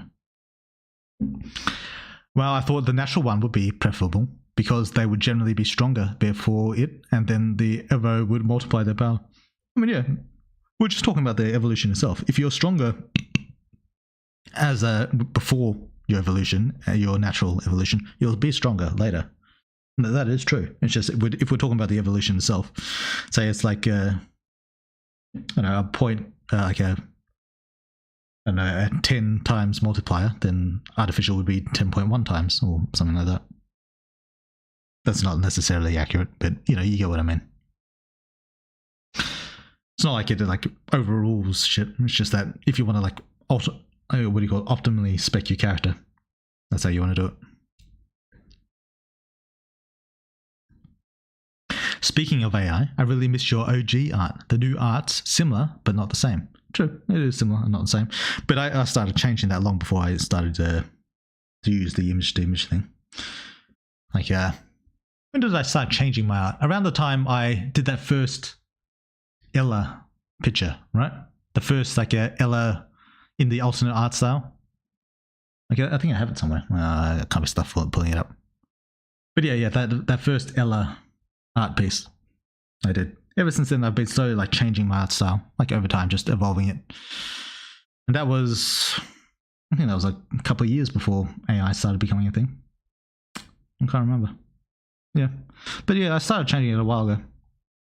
But that said, yeah, I do think my old OG art had some like unique charm that you wouldn't really find in other places. I think I've still got that to a degree, but the older art still had something very rough, not for everyone certainly, but it had a little bit of charm, you know. And yeah, that's one of the reasons I wasn't sure if I wanted to revamp the 1.0. I might just keep them as like Easter eggs, like have them appear like in various scenes as their old sprites, just for the fun of it, you know, just as a little callback, a little reminder of my OG stuff. I think I'm probably going to do that at some point, but because it's not like widely appealing to like most people, I'll replace it in 1.0. But yeah, we'll have a little Easter egg scene where we bring back some of the OG art. I think bring back some of that. Game really end in 1.0 version? Yeah, sure.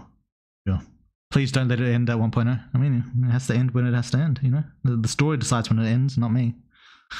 I'm not in charge.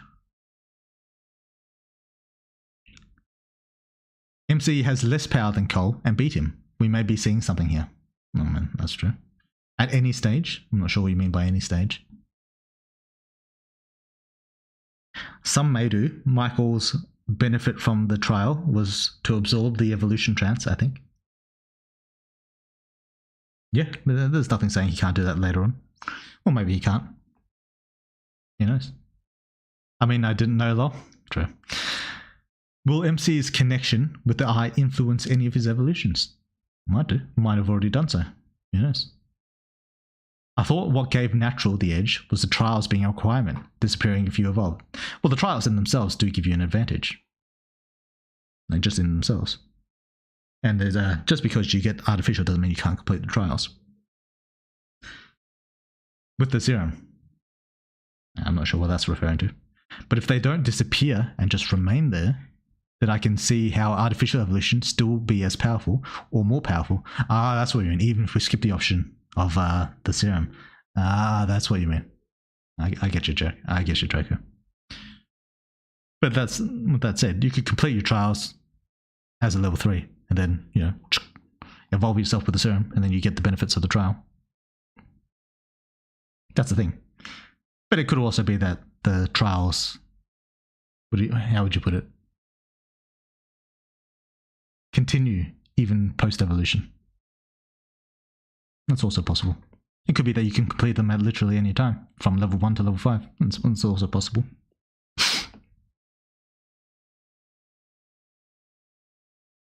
Superhuman is one of the few visual novels that I actively follow and eagerly await updates. Ooh. It is so unique and has its own style that really intrigues me. Keep up the good work. Thanks, Ryujin. I appreciate that. It's very kind. And I'm glad you think so. Imagine there was a dark path where we could essentially turn in MC into Cell from Dragon Ball. Maybe. Who's to say whether that will happen or not? I miss the old art style a little, but I also like the new one. The Dream World do have 2 versions of the game. If the 2 art styles, I'm not going to have 2 versions. I can't be fucked. It's too much work. Yeah, I'll probably just have some callbacks, you know, with the old art. You know, maybe make it a toggle. That's too much of a pain in the ass. The artificial method feels like a. And you ended your sentence. By the way, MC's dream paths a trial? You mean with Sylar? I think that's implied or stated outright. I'm not sure. Paid form to evolve, whereas the natural method may be more difficult but much more rewarding. Well, it's not. The paid form is more rewarding, generally speaking. It's just that the journey along the way, you'll probably have accumulated a little bit more. Because the efforts to go into evolving naturally probably will, scratch that, they will improve your strength. That is true. Because they weren't given an apostle per se. I'm not sure what you mean, one. I would assume connecting to the 12 was a trial. I would assume that as well. Or maybe it's not. I don't know. Yeah, anyway. Are we done? I didn't have any videos that I wanted to watch or react to specifically. Oh, that's an alright video. Click on that. I'll probably watch at least 1 or 2 before we head off. But is there anything else I wanted to talk about? Since Silas said she had to do it, she did say that. But is not 1.0 the next version, isn't it? Because the story seems in some places, far from over. I mean, the MC is still level 3. Maybe level 3 is as far as he gets, you know? Maybe he never makes it to level 4. That could happen. You know, a lot of shit happens. People die before their time. Maybe the MC is just... Well, maybe he doesn't die. Maybe just, like, lives on. You know, just stagnates. Kind of retires as a, you know... Just the level 3 superhuman, you know? Kind of just... fades off into distance. That could happen. Yeah. I hope there is canonically an apostler, like the fucked up version of Jocker? The Jonkler? I don't know what the fuck that means. I know I shouldn't ask this, but still want it too much, so here it is. Will there be a return to the living for the MC's mom in the future? I don't know, it seems unlikely, given that she's dead, but anything could happen. The efforts of evolving naturally also include the mutations. You get the benefits of the original power from the god, but also the mutate to create your own. Very good storytelling, in my opinion. Maybe. What if there's a trial to fucking breed as many monsters as possible? Then I guess you better get fucking. You know? Better get started. I thought the MC's trial would be that he has to eat certain people. I thought I already failed by playing a non-corruption path. Maybe it is. You can say. Yeah. Or maybe there's 2 trials. Maybe. Maybe. Are we going to get a future LSN with male or female MC? It could be. Ella would be the right character to do it with. The 13th Apostle, Death. Yeah, there ain't no 13th Apostle, I'm afraid. Stays level 3 forever, just like the tree guy. True, true. MC is already over 10 now, I believe. Well, needs some more monster fucking. True, true. Is there any chance MC will reach a level of strength equal to the bad endings where he transformed?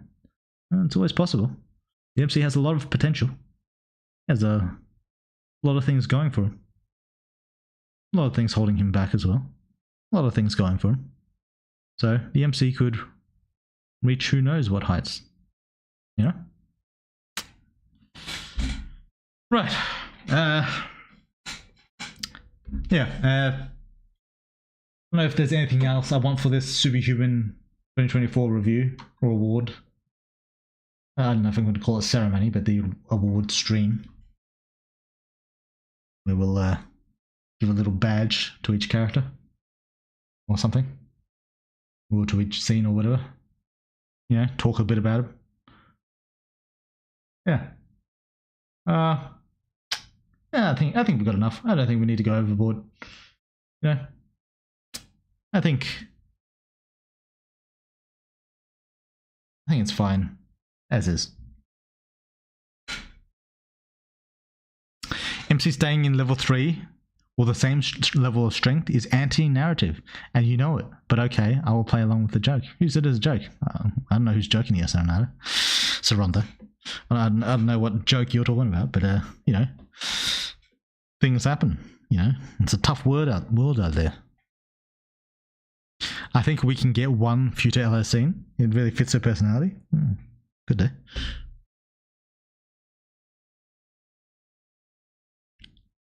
Also, the choice between eating representatives of all apostles and remaining the pure version of yourself. Maybe. As I've been saving up to get the broken mask, is the most valuable item in the shop, I think. In the shop at some point, I hope it will be worth it. Yeah, I'm sure the broken mask will totally be worth it if you save up that money. Bro, did you used to think your VN would become so popular when it first started? I thought I'd do decently well. I mean, I had like certain doubts, like maybe I didn't understand what people want, but I was fairly confident that I'd do all right. As for my current level of popularity, I don't know. It's hard to say. I'm not sure exactly how successful I thought it would be. My main goal was just to be able to do it as a full-time job. That was always just my main goal. And I thought I had a decent chance of succeeding at that. And I've currently succeeded at that. So, yeah. You're going to release on Steam? Yeah. Soonish. Did you publish or release anything before Superhuman? No. Oh, well, one thing, but not really.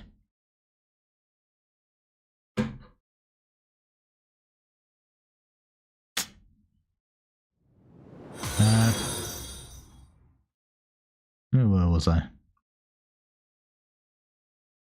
My scroll has gone all crazy.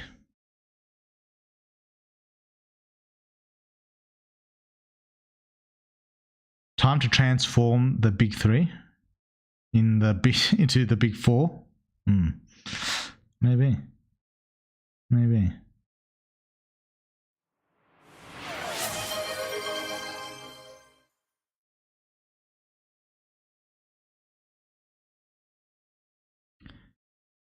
In the MC's group, does he have the most potential? That's a good question. Does he have the most potential? In some ways he does, in some ways he doesn't. He has a lot of avenues to pursue strength. Because one thing about Superhuman, I don't know how much I've gone into it, but it's not all just about like natural talent, you know. There's ways to like acquire more strength, to acquire more talent, to acquire like things with outside environmental effects. Like in terms of like just pure like genetics and like talent and shit like that. Like Alice is pretty far ahead of him, like pretty significantly ahead of everyone else. In terms of like raw like talent for like fighting, like in his like his ability for skill, both Alice and Michael are far ahead of him. Like even assuming the MC like did train like they trained, he'd never be as skilled as they are. But that said, MC has a lot of avenues to pursue other forms of strength and to increase his potential, to increase his abilities, natural talent. So the MC has a lot of avenues in that respect. So, is he like? Does he have the most potential of his group? Not innately, but it's possible he could acquire it in time. It just depends. Just that he's got to seize the opportunities. That's all. And some he's already missed, some that are still laying ahead of him. You know. So it'll just depend. The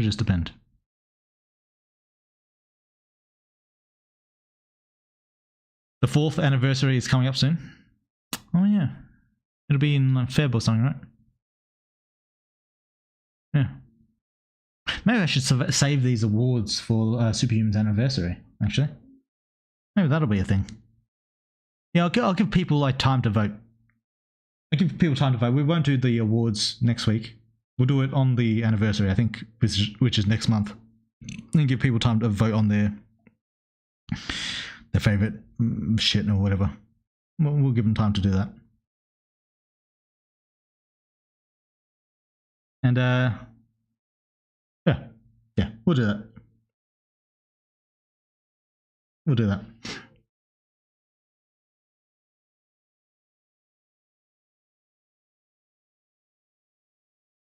With Futa, she would never be able to escape Christie's ass. Maybe.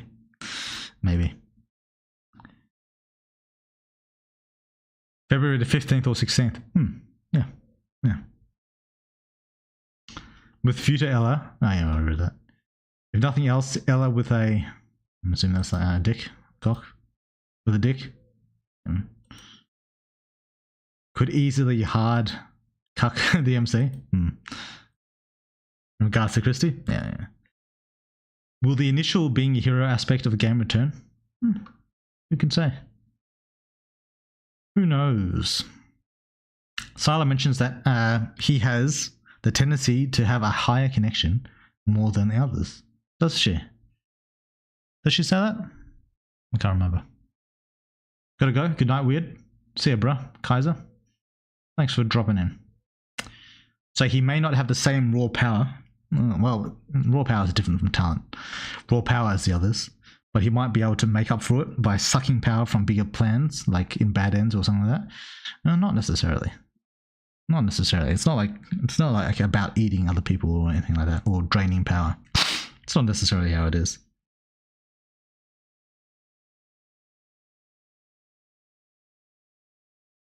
Like other people can like grab this, like can increase their potential as well. It's not like limited to the MC. Alice can, Michael can, Michael especially. Ella can. There's a lot of other things that a lot of people can get. It can be like given by someone else. It can be acquired by your own hands. It can be just increased through various means. And everyone has the potential to get their hands on some of these things. MC has a more easy, I suppose, time. Well, not necessarily more easy. Has a more of an ability to get his hands on such things. Assuming that he takes the opportunity when presented. I checked. It's February 15th, so about a month from now. At least for when the thread was created. It might be February 16th for you, Weirdwill. Yeah, so about a month from now. All right, we'll do the Superhuman Awards a month from now, in February the 16th. And, yeah. That'll be all right. Male Ella could be funny too, with the female MC. Bro, Weirdworld's like the game master in a D&D session at this point, and I'm too scared at this point for what's coming in the future. We'll see. How did you learn to draw so well? By the way, I play your game, but I don't goon to it. I just like the story, lol. Drawing, I just watched a few YouTube tutorials. Not too many. But then it's just practice. Like you do it enough, you get decent. That's generally how it goes. Like the more you do it, the better you become. I still have a long way to go. Imagine MC discovers new forms and powers from temporarily fusing with the twins, or Daryl, or all at once. Could happen. We could have 2024 awards next week, and then awards for the full game on the anniversary. Yeah, maybe. Poggers, I came to Fat, but I became a genuine fan of his artwork and storytelling in general, to the point I'm too engrossed in the story now to even think horny anymore. Well, one of the finest VNs. I'm glad you think so. Yeah, it's good. It's good. All right. When Big Ella comes back, yeah. Checking the Patreon, the first release was February 13th. I'm surprised, actually. Oh. Did I make the Patreon before I released it on F95? I don't feel like that's right. Pretty sure I made the Patreon afterwards. Maybe I made it before. I don't know. Can't remember.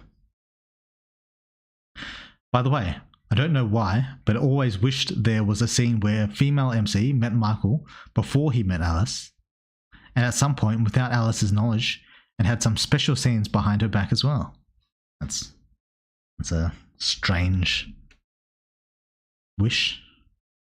I mean, it's not impossible, but you know, it's a little odd. Pretty sure he meets. Did he meet Alice first or Michael? No, he meets Alice first. Well, he sees Alice first. I don't know if he meets her. He sees Alice talking to fucking Lauren. Yeah. No. Anyway, alright.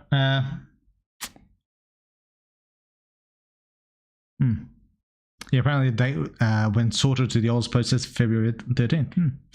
All Scyther has it out. See you, Weird. Yeah, see you, Scyther. Thanks for dropping in. Alright, let's watch some videos. There was this, what do you call it, the biggest game releases of 2025. I want to know what the games are coming out in 2025. I have no idea, to be honest. So that'll be cool. We'll check that out. I don't know if I have anything else I want to watch specifically, but that'll probably carry us to 3 hours, and I think that's enough. So let's have a look. Oh, Nah, still, I'm not going to watch that.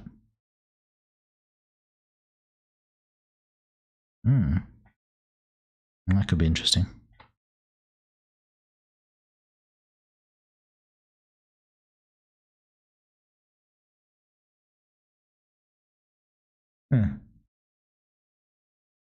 Anyway, alright. Rumor is that GTA 6 might get delayed. Well, that wouldn't surprise me. Gotta go weird. Always nice to talk about it if you and the chat talk with you in the chat. Thanks, Tiashi. Thanks for dropping in. Lol, GTA coming out ever? True. They keep changing the rumor every time, lol. I will go from the chat, but I will continue to watch. Fair enough. Fair enough. First time I saw Woodward actually being speechless for a few seconds. Imagine something someone wrote, lol, and to think it was me. Yeah. Elder Scrolls, it's been longer since the last Elder Scrolls game than it has been for GTA. To be honest, I'm looking forward to that more, but I'm worried that Bethesda's going to fuck it up. But, yeah. Anyway, let's fucking...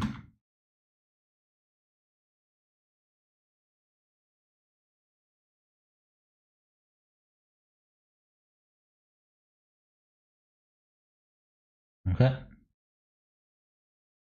All right, let's check out the biggest game releases coming in 2025. We want to see what's going on.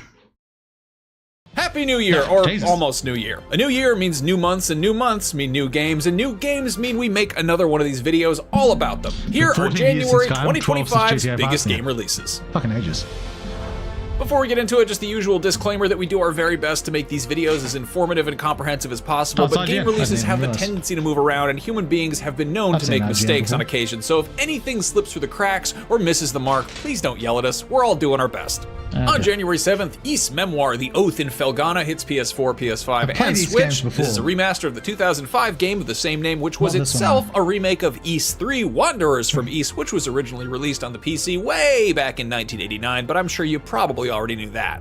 On January 9th, if you got an Apple Vision Pro for Christmas, well, congratulations, but also you can gunk it up with Gears and Goo, a real-time tower defense mixed reality game, and if you only got a Meta Quest for Christmas, well, you can play Human Within, which is a narrative puzzle adventure game that is coming to that headset as well. On the 10th, Freedom Wars Remastered gives a former Vita exclusive a new lease on life for PS4, PS5, Switch, and PC. Then on the 15th, Aloft hits Steam, which is a cozy co-op survival game for up to 8 players, and then a day later, Donkey Kong Country returns, again, this time in HD. This was originally released on the Wii in 2010 and subsequently got ported to the 3DS in 2013, and weirdly enough to the Nvidia Shield streaming box in 2019, but only in China. Anyway, now you can play it on your Switch in its highest definition yet. If you want a platformer with less dimensions and more anger problems and backtalk, there's also Morkul Ragas Rage, which stars a fourth wall-breaking god of death and darkness. This got a limited physical release on PS5 and Switch, but it's coming digitally to those platforms as well, plus PC and Xbox Series on the 16th. If you prefer Road Rage, Assetto Corsa Evo enters early access on PC. This is the latest installment in the popular Italian racing sim, and it's apparently recreated 1,600 square kilometers of the German countryside surrounding the infamous Nürburgring, which is one of the largest racetracks in the world, but you can apparently just go like drive around on it. IGN co-founder Per Schneider told me about this thing at Gamescom last year, and I thought he was just messing with me. Most Americans hear about the Autobahn having stretches where there's no speed limit and they're blown away, and this blows that away completely out of the water. I was trying to find some footage of people driving on it, and I wound up watching about half of this compilation of cars getting air off of this one jump before realizing it was just gameplay from the last Assetto Corsa game running on a high-end PC with a bunch of mods. So that's a very long-winded way of saying that this is a pretty video game about automobiles.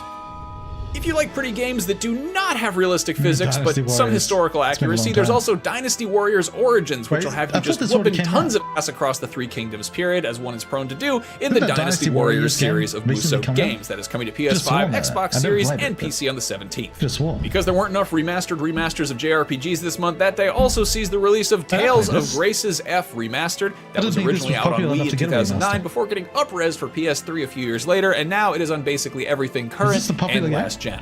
On the 20th, The Dark Side of Cyclone hits PC, which will have you trying to survive on a faraway planet whose name I'm not entirely sure how to pronounce. On the 22nd, the dark 2D Metroidvania action RPG Ender Magnolia Bloom in the Mist leaves early access on PC and blooms on all the other platforms. This is a follow-up to 2021's Ender Lilies Quietus of the Nights, which dropped back in 2021. Interesting. A long time ago in a galaxy far, far away, or maybe just like 25 years ago, we got a 3D co-op beat-em-up platformer featuring everyone's favorite Jedi that appeared in the Phantom Menace, using their powers to do battle, engaging in Jedi power battles, if you will, on the PS1 and Dreamcast. And on January 23rd of this year, it is getting remastered along with a bunch of bonus bullshit like new playable characters and some goofy cheat codes. Oh, and Mace Windu finally has a purple lightsaber, though they did keep Plo Koon's lightsaber yellow, which I appreciate. The purple lightsaber is canon but wasn't introduced until Attack of the Clones, and Plo Koon's lightsaber was yellow, but in Attack of the Clones, George Lucas made it so that all the lightsabers were just RGB, except for Mace Windu's, which was purple. I thought that was kind of stupid. I think it's weird to have that entire Geonosian arena scene and everybody like pops their lightsabers off and it's just like 3 colors, which is kind of embarrassing. You can go on Amazon and buy like any RGB thing and make the entire rainbow. But for whatever reason, I guess, you know, you go to Ilum and you get the choice of one of 3 crystals for your lightsabers. I don't think that's a good system. It seems like they're trying to fix this in sort of the newer, you know, the newer lore. But really, that one shot in Attack of the Clones, the video was loud on the voice. It would have been so cool if there's just like a bunch of yellow and purple. Maybe some of the good guys could have red. I'm just throwing that out there. I just have some thoughts about lightsabers. Anyway, Jedi Power Battles. I never played this one, but it looks like a good time. Anyway, obviously, I have some strong feelings about lightsabers and RGB colored things. If you somehow don't think enough games with anime people are coming out in this month, I regret to inform you that you are incorrect. On the 23rd, there's the PvPvE extraction shooter Synduality Echo of Ada. On the 25th, there's Guilty Gear Strive coming to Switch. On the 28th, there's the kawaii culinary dungeon crawler Cuisinier. And on the 30th, there is Phantom Brave the Lost Hero, which is not a remaster of a remastered game from 20 years ago, but it is the sequel to one which debuted on PS2 before getting ported to other things every 5 years, including the Switch most recently. In any case, Phantom Brave the Lost Hero will be on Switch, plus the PlayStations, and it is coming to PC at some point to be decided.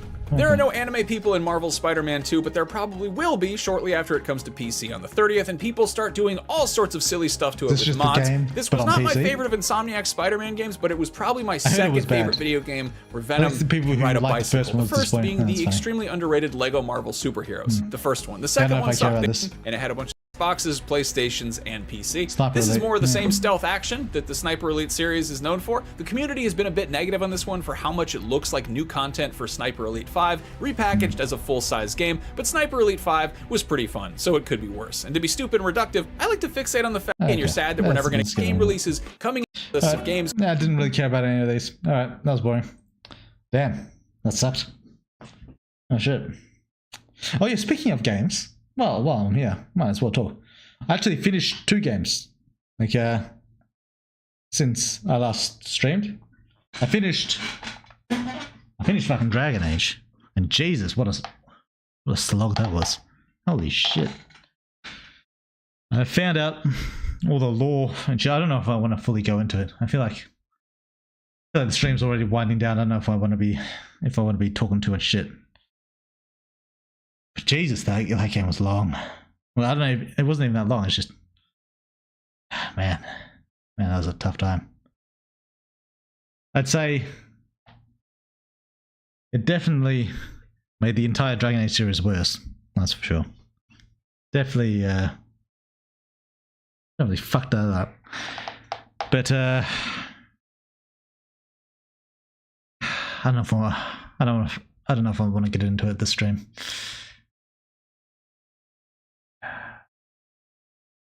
I'll say Solus was actually a good character in Dragon Age. He was the best character, but easily. Like, and he's better than he was in Inquisition. I'll say that because he's better suited as a bad guy. I'll say that. But the rest of it, Jesus, the characters were so bad. Fuck me. Gee, no, I'm not. I don't want to talk about. Maybe next stream. I don't want to talk about. But another game I did also beat was PoE. I don't really beat it, but I got through like the first 3 acts. I was thinking about playing cruel mode, like you know, doing like the first 3 acts again, but on the harder difficulty. But I don't know if I want to do that, because when early access finishes, then you're gonna have to redo all your shit again. You're gonna lose all your progress. So it kind of feels like I'll just be wasting my time if I because I'm gonna have to replay those first 3 acts again anyway. So I don't know if I want to go from cruel into endgame. I don't know if I want to do that. I might just wait, because I want to play as a druid anyway, not the witch. I want to play as the druid. So I'm thinking maybe I just wait. Just give it a bit, you know. Wait for the main game, because in the main game, instead of doing like cruel's like a temporary thing. They said it's like instead of doing cruel, you just finish the last 3 acts until it's like full 6 acts, and then, you know, the difficulty will come by doing that. And that sounds like more fun to me than just replaying the same 3 acts again. So yeah, I'm probably gonna wait for the full game before I like fully delve into it, and then just play my druid, be a fucking werewolf, be a sick cunt. Anyway, that's the plan for PoE. The PoE was good. It had some great. The first boss is still the best boss. Oh, the first main boss of the Act 1, the werewolf one. He was sick as fuck. What a sick boss that was. The last 2 were good, but they weren't as good as the first one. In fact, the starting area of PoE 1 was the best in the game. It's the best zone by far. At least, like, I haven't gotten to endgame, so I don't know what endgame is, how different endgame is. But the starting area, like the whole environment, the theme, the NPC characters. Although in Act 2 there was a super hot like queen character, like almost all her tits were out. Like, and that PoE has some good like titty physics actually. Fuck me. PoE 2, like if you look at your character, you shake, because I'm playing as the witch. You shake the witch a bit, you see her tits like jiggle side to side. It's not bad. And then the fucking like the queen of the caravan or whatever her name is in Act 2, like she has like a good fucking outfit. Like that's like something I would draw. That kind of outfit. Goddamn, that's some good shit. But yeah. But that said, I think their first act of PoE is the best act. Best final boss, best like areas, best environments, like just a great general atmosphere and theme. I think the first area is the best. Second area was all right. It was cool, like the caravan like dragged along by the slaves. That was really slick. That was really sick. Third act was my least enjoyable. I wasn't really a fan of like the what do you call it, the like Native American like environment. I have like issues with clashing themes. Whereas if a theme starts in like a heavy medieval type world, like a medieval Europe type world, when they go outside of that, it generally tends to bother me a little bit. It's one of the problems I had with Castlevania Nocturne. But yeah, the desert I don't mind too much, because it's kind of like, yeah, you could travel from Europe to fucking the deserts of wherever the fuck. You could do that. So that doesn't bother me too much. But going all the way to like the Native America type vibe with like the new explorer, like the New World Explorer, like the Pilgrims of America, and that whole vibe, it kind of sits poorly with me in terms of like feel and atmosphere. But yeah, other than that, PoE was generally speaking really good. I enjoyed it. Gameplay wise, yeah. Story wise, it's kind of there's not the story's not done, so you know it's a bit premature. But otherwise, fine so far. Story's fine. There's nothing special.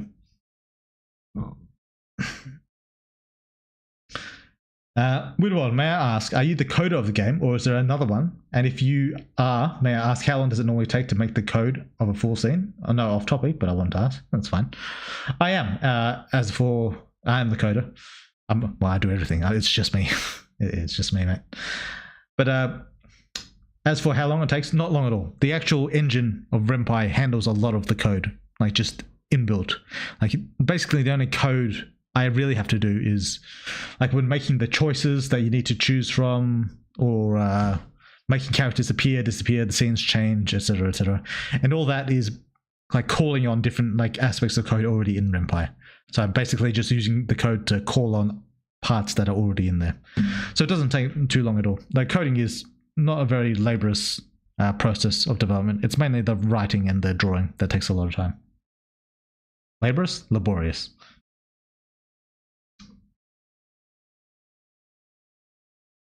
The biggest releases for me in 2025 have nothing to do with the game, but Jackie coming back in comics. That's the biggest thing for me this month. Yeah. Is Darkness started yet? The reboot? Or was it a continuation or was it a reboot? I'd read. Just to get all your thoughts on DAB. What the fuck is DAB? Vanguard? Well, good old jiggle physics. Yeah, true. It's like having aliens and sci-fi weapons in Final Fantasy. Yeah.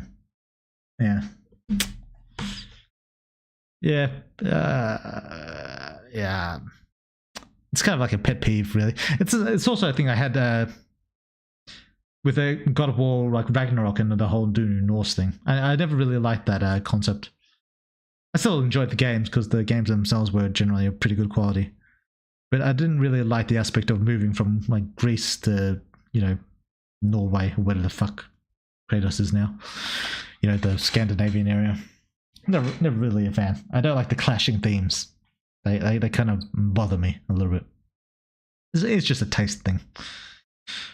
But yeah, as for Dragon Age, no jiggle physics in Dragon Age. Very disappointing. At least not that I saw. The tits weren't big enough to fucking jiggle. That's the problem. I know I kind of said last time I streamed that there are reasons to have ugly characters. Like there's purposes for that.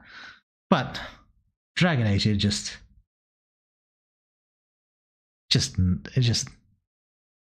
none of the characters were appealing. Personality-wise or appearance-wise, none of the characters were appealing. And there's no reason for it. Like Dragon Age characters generally have always been pretty attractive.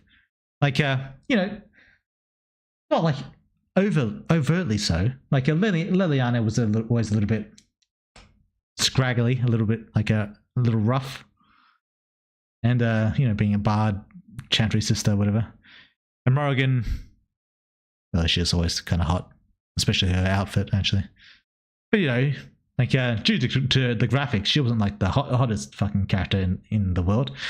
And generally speaking, I prefer girls with the hair down as well. But damn, Dragon Age Vanguard, the chicks there were so. Like the hottest character was the fucking dwarf. Like Jesus Christ. And Harding's romance was so bad. It was so boring. Like everything about that romance was terrible. Like the story itself, like romance aside, just her whole story with the Titans and all that, it was so boring. Like there was no like mystery, no atmosphere, no like grand scale or like intrigue about like the ancient civilization or the ancient entities that were the Titans. There was none of that. They didn't bother to like build any of that. Like if you're gonna make a mini plot line around like an ancient like species, you want to like build the atmosphere towards. I don't know why they didn't even try. It was so boring. Jesus. Like the mystery behind Harding's abilities felt like such a waste of time.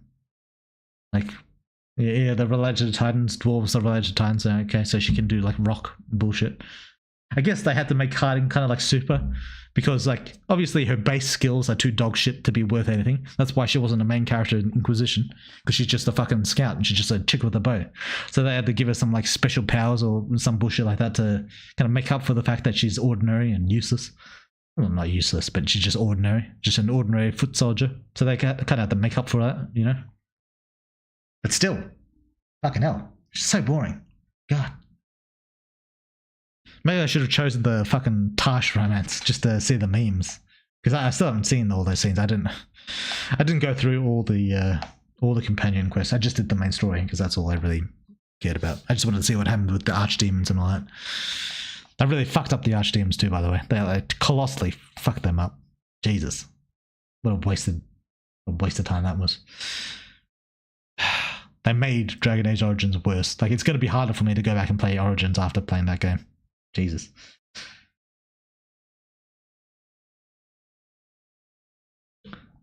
Like imagine if Dragon Age had sci-fi aliens and machines flying around. I mean, they kind of did in Valgard. They had those gold robot things in the Fade. They had the fucking flying like UFO thing in Tevinter. They had all. Did we even get to the top of that UFO thing? I think we did. But yeah, Jesus. Holy shit. And it was such a pussy game too. What a pussy fucking game. No evil choices. Like, I thought people were memeing when they said that you couldn't be like mean in the game. But it's not even that you can't be evil. It's literally what they said. You can't be mean. Like, you can't be a dick. And I know. Well, one, I am a dick. And two, I play dicks in games. You know? I like to be like a bit of an asshole. Because that reflects me in real life. God damn, you couldn't say shit. The main character is all like smiley and happy all the time. It's so... Either that or he's being a whiny little pussy. It's so fucking annoying. And then there was the scene where Tash was like coming out to her mother. Not as like gay or anything, but I don't know if she's gay or not. I don't know what the thing about that is. But she's coming out as like non-binary. And like for one reason or another, she like couldn't do it. She couldn't go through with it, or like she couldn't like bring up the words or some shit. And the MC, he's like, oh, so you're not going to tell her or something like that. And I said, like, oh no, because the MC didn't realize, because she told the MC that she's non-binary first. So yeah. So that's like, he's like, oh, I gather you haven't told her because she kept referring to you as she. And then she says, oh yeah, I just couldn't bring myself to do it. And like, then the MC is like, oh, I swear if you weren't about to tell her, I was about to go off on her or something like that, like for misgendering you. Like, I didn't choose this. What is this bullshit? I should find the scene, but it's so fucking cringe. It's like they made the MC the most pussy like version of any character I've ever seen. Like, I don't like Hawk or the Inquisitor as much as I like the Warden, but you could be like a fucking dick as Hawk. Hawk could be a fucking asshole. And same with the Inquisitor. I don't know if the Inquisitor had the same kind of like dick energy that a Hawk had, but you could still like be like bad. You could like fucking execute people and shit. But and obviously the Warden, you could be the funniest motherfucker. I remember when you play the mage route, which is the one I played in Origins, like the main one. I played all of them, but I mainly played the mage. And Jowen introduces you to his like, this is your best mage friend. Introduces you to his secret girlfriend. And you can tell him, this fat cow is seriously your lover. And I always remember that because I cracked up saying that. Oh, that was the funniest shit I'd seen in the game in a long time. Oh Jesus, that's why I love Origins. You could be such a fucking asshole. There was none of that in Valgard. It's a real shame. It's a real missed opportunity. God damn. Origins was so fucking funny. What a great time. What a great time that game was. Holy shit. As where do we leave off? Hey, it looks like I made it towards the end again. That's alright, Cyber. That's alright. As for Darkness, no news on him getting his own comic, but he's coming back in the reboot of the Witchblade comic. In a week or two. Nice.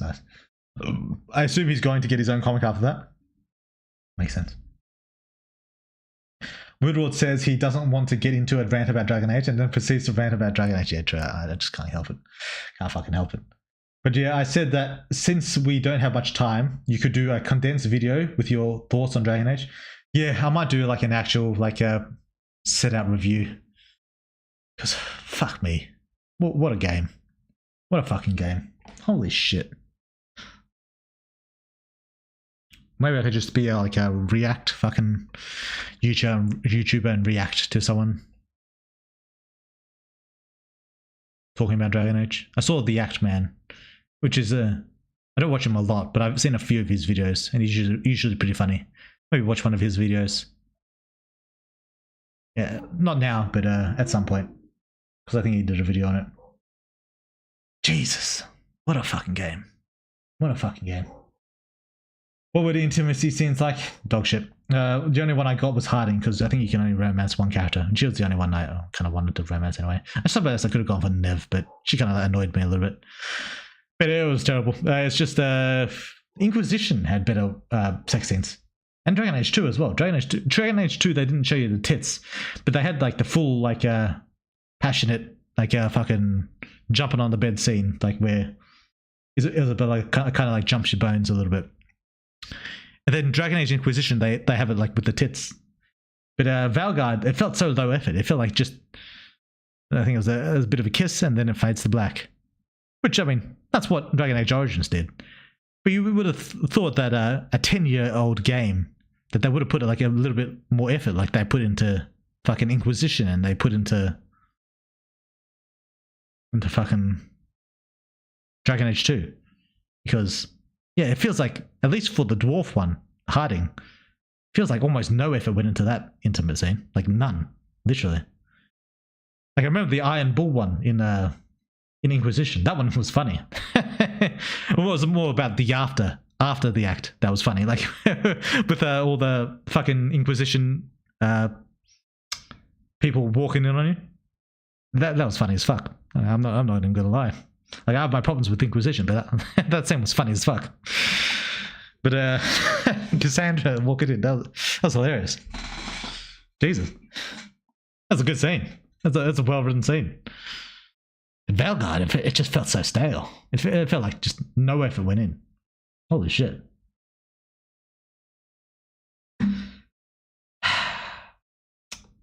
This is why I prefer some games to just never come back. Unironically, Dragon Age, I want to say it should have just ended on Origins. But I feel like Dragon Age 2 and Inquisition actually did add something to the world. Despite my problems. Like, they were never as good as Origins, but I feel like they added something to the world. But Valguard, it just ruined the whole thing. Like it fucked up the whole... It had destroyed the most interesting part of Dragon Age, which is the Darkspawn and the Archdemon and the Black City, like the Fade. It just pretty much took a whole dump on the whole thing. What a waste that was. It's unfortunate. It's unfortunate. Shit. Do I want to go into why? No, I'll probably save that for the video because I'm just not a happy camper. I'm not happy with how that turned out. I'm not happy. But yeah, a real shame. A real shame.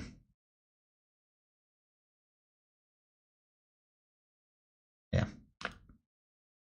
Like whenever I hear reboots or continuations of my favorite game, yeah. If the original characters aren't there and they start talking about doing their own imagination of the game, I check out. It's why I didn't buy Saints Row reboot. Yeah, same. Yeah, they should have just, for Dragon Age, I don't know why they didn't follow the Mass Effect formula. Mass Effect was so fucking good. Even the third one, which got shit on for the endings, and, you know, fair enough. The third game was still, like, amazing right up until that, you know? Right up until the end, the third game was fantastic for Mass Effect. Well, I don't know, like, they should have had the Warden follow through every single game. It should have just went straight on through. Like Dragon Age 1, Origins, 2, 3, and 4 should have just all been the Warden. Should have been tackling the Blight. Like, the second game should have been, like, instead of, like, you could have had the Mage Rebellion in there, like as part of it, like as a side story. But forget fucking Meredith and her magic sword and all that bullshit. Should have been no, keep that, but tie it more into the Darkspawn. Like it's not revealed that Red Lyrium is like related to the Darkspawn until Dragon Age Inquisition. Screw that. Introduce it in Dragon Age 2 and have it as like the Warden commander is investigating the Red Lyrium. Have that as the fucking concept. Then have the Warden Commander fighting Corypheus, another talking Darkspawn, because he's already fought the Architect in like Dragon Age Inquisition. Instead, just name it Dragon Age 3. Have the Warden Commander fight Dragon Age 3. They fight fucking Corypheus, because that makes sense. He's a fucking Warden. Instead of disgracing them like they did in Inquisition, having them manipulated by a single Tevinter mage, not even a fucking like important one, just a random fucking Tevinter mage. Fucking retarded. They had help from Corypheus, to be fair, but yeah. Have the Warden Commander do that shit. He's like on another investigation, like it was in Awakening. You know, and if the Warden Commander is dead, then have the Awakening Commander like follow through instead. You know? And then just a slightly different dialogue and you know, when talking to returning characters. You know, that makes sense.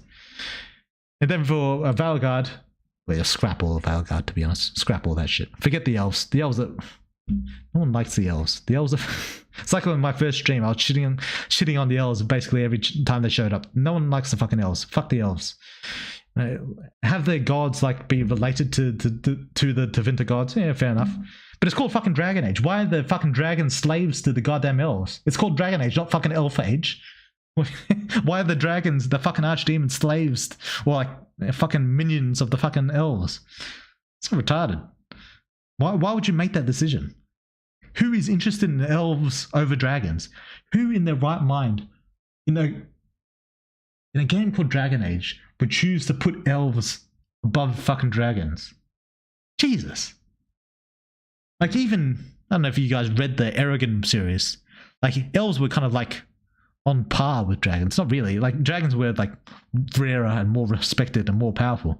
But there were elves who were kind of like really powerful that were like bonded, and that's the right way to do it if you're going to do it. But you make the dragons minions of the fucking elves, and not even equals, just minions. Fucking stupid, retarded. Don't know why. I don't understand. If the original creators aren't there and they start talking about doing their own imagination, yeah. Does the MC get any benefit from consuming inorganic shit beyond using his memory utility? Not really. I mean, if there's nutrients in it, then he might gain some nutrients. Miranda's sex scene was peak in Mass Effect 2. True, they didn't even show her tits. They just showed her bra. It was awesome. What a great sex scene Miranda had. Tally had a really romantic sex scene. Not as hot, but more romantic. I think Jack had a bit of a rough one. Yeah. Fuck. Valgar was just so low effort. Like, just compared to the older games, so low effort. God damn. Wait, no, even Dragon Age Origins had more effort than this. I'm pretty sure Dragon Age Origins, they were in bras, but they had they were rolling around in the fire. They didn't just fade to black. They had actual animations. Even Jesus. Why? Why? What do they spend their time on? 10 years. What do they do? It must have been for the final cutscene. I won't lie. The final cutscene, like Dreadwolf fighting the Archdemon, they were cool. I'm not gonna lie, but god damn, the rest of the game was so mediocre. Valgard was slop written for a non-existent audience. Well, the audience exists. It's just I don't think even the audience that exists for that kind of left-leaning type of stuff, I don't think even they want this. It's just too far. Like it's too not even it's too far. It's too pushy about it. Like too cringe about it. It's just done poorly. It's just done bad. Like even if you're into the non-binary stuff, it's just done bad. Like if you wanted representation in a game, would you want it represented like this? Like, I'm not gonna lie. For me, the non-binary stuff, I don't really get it, to be honest. Like trans stuff, I get. You want to be like the other gender. I'm doing the gender bender fucking game. I get being trans. I understand that.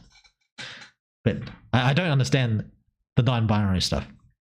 I don't really get what they mean by not having a gender. I don't understand it. But that said, I'm 99% sure I could write a non-binary character better than this. I'm 100% sure I could do it better. In the amount of time they had, I could write it better. 100%, not even a question. In fact, I'm tempted to fucking do it if I would, but like I said, I don't really jive with that whole non-binary thing. I'm not really part of that. Not really partial to that, but I could do it. I'm 100% sure I could do it. God damn. Don't want to, but I got to go nonetheless. Bye, Woodward. Have a good time. Thanks for dropping in, H3 Core. Appreciate that. God damn.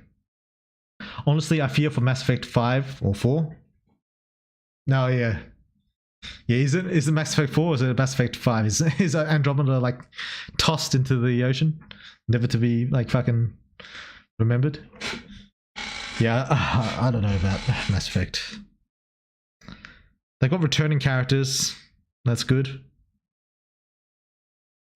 But if it's like Vanguard, I don't know. And I feel like they'll go even more, like, because there's only so much you can do in like a medieval. At least there should be so much you can do in a medieval setting in regards to this stuff. I feel like they did it anyway, though. They just went full ham on that shit. But Mass Effect, since it's a modern thing, it's all in like space. Maybe that'll make it better, actually. Maybe it'll feel just less out of place when they do it in like a space futuristic age. But I don't know. I feel like they're gonna fuck it up. I don't know if Shepard's returning, but if they make Shepard the little pussy that the Valguard protect, like Rook, stupid fucking name. They never explained the name Rook or how Varric put his fucking little team together. That was never explained. Although Varric had a little twist at the end there. I actually like that little twist that Varric had. But yeah, that whole Rook thing was never explained. Rook was such a dogshit protagonist. If they fuck up Shepard and they make him like fucking Rook, like always smiling or emotional or a little fucking pussy, I'm going to be very disappointed. I'm going to be very fucking disappointed if that's what happens. Because, goddamn, what a bad character Rook was. What a bad main character. Shepard was he was a G. He was as good as the Warden Commander. Maybe even better. It depends. But you can, like, push people out of the windows and shit. You could be funny as fuck and shit. You could headbutt a fucking Krogan. Shepard was funny as fuck. Goddamn. Yeah. God, I miss Shepard. Man, BioWare was so good. Oh, man. It's making me depressed thinking about it. Oh, I hope Mass Effect doesn't end badly. I'm going to play it just to see, but... Oh, man, I hope Mass Effect isn't, like, ruined. Shepard was such a good character. If Valguard was that bad, Mass Effect could be horrible. It could be. I'm just hoping that they fire literally everyone who worked on Valguard. Like, literally everyone. Like, I said the gameplay was alright. The gameplay was alright, like, for the first few hours, but it gets so boring. Like, the enemies just get more and more fucking HP. You're just sitting there whacking the same enemy for like 1,000 years. But they're all the same. All the enemies are the same. Oh my god. And just the same repeated enemy over and over and over again. Jesus. Like, Dragon's Dogma 2 ran into this problem. But at least Dragon's Dogma 2, like, its base gameplay was really good. So you could kind of look past it. But with Dragon Age, oh my god. At least playing as the mage. Man. Like, just scrap the whole Valguard team. Just scrap the whole team. Scrap them all. Like, literally. I don't know, maybe the graphics team. No, because they're the ones who made the character models, and the character models are terrible. No, Solus had a good character model. Solus looked better than he did in Inquisition. Solus was generally, just as a whole, better. But the dragons weren't even that good. Designs for the dragons were kind of dog shit, actually, to be honest. Like, some of them were alright, but most of them were just kind of bad. Yeah, scrap the whole Valguard team for Mass Effect 4. I'm hoping they have like a whole separate team. Like, the people who make Star Wars: The Old Republic, have them make Mass Effect, because they still know how to make cool fucking characters. Like the fucking Sith Inquisitor, funny as fuck. The Sith Warrior, funny as fuck. The Sith, what do you call it? The Bounty Hunter, funny as fuck. All the Imperial characters were the funniest motherfuckers ever. Like, I played through all their like origin stories. I don't know if they're all still working there, whoever made them, but get those guys on it, because they're funny as hell. They know how to write a good character. They can be evil as well.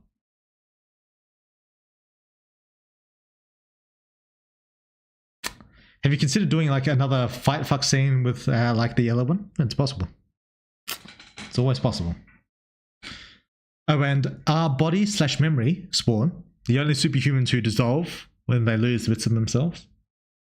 Yeah, it depends. There's others. Fuck the elves. Yes, good point. True. Was there any fuckable elves in Inquisition? No, Inquisition. Valguard? I feel like there weren't. All of them kind of looked fucking terrible, except Solus. Aisheth and Truth users do as well, do they?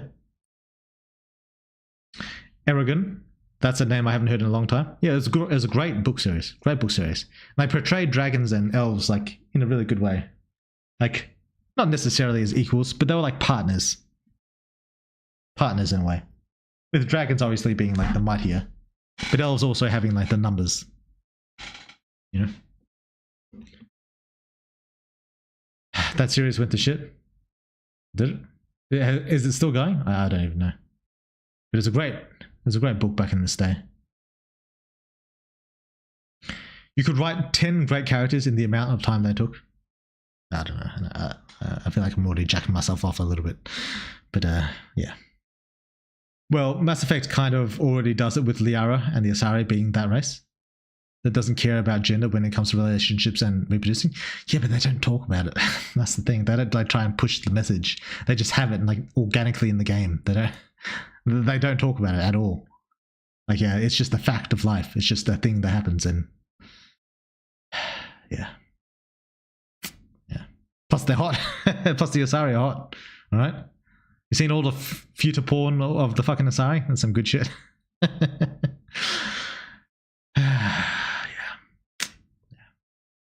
So if they go too far, they're just throwing for the sake of throwing. I don't know. I feel like you can have non-binary characters without fucking calling them non-binary, you know? You don't have to fucking, you know, the show don't tell kind of thing. Like, you don't have to go all the fucking way, you know? Not everything has to be like a one-to-one like fucking concept of current political climate. You can be a little subtle about it, you know? You can be a little subtle.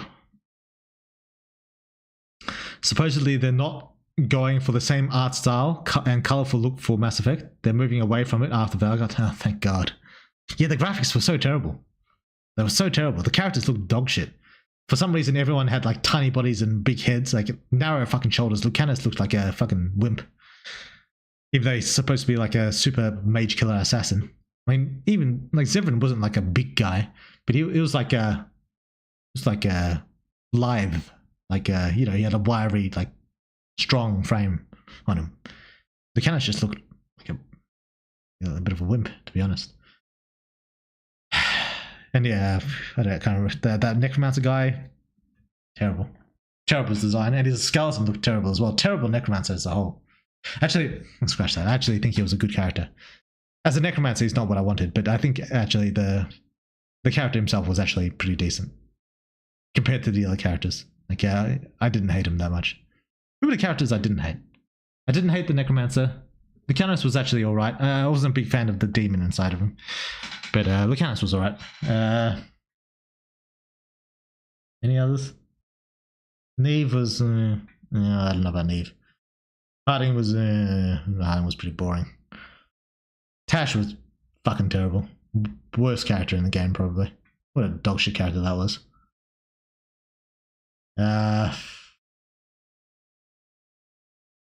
Oh, the warden, Davin. He was alright.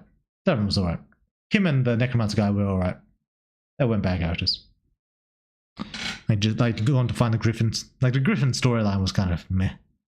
But in terms of him personally as a character, he was alright. He was alright.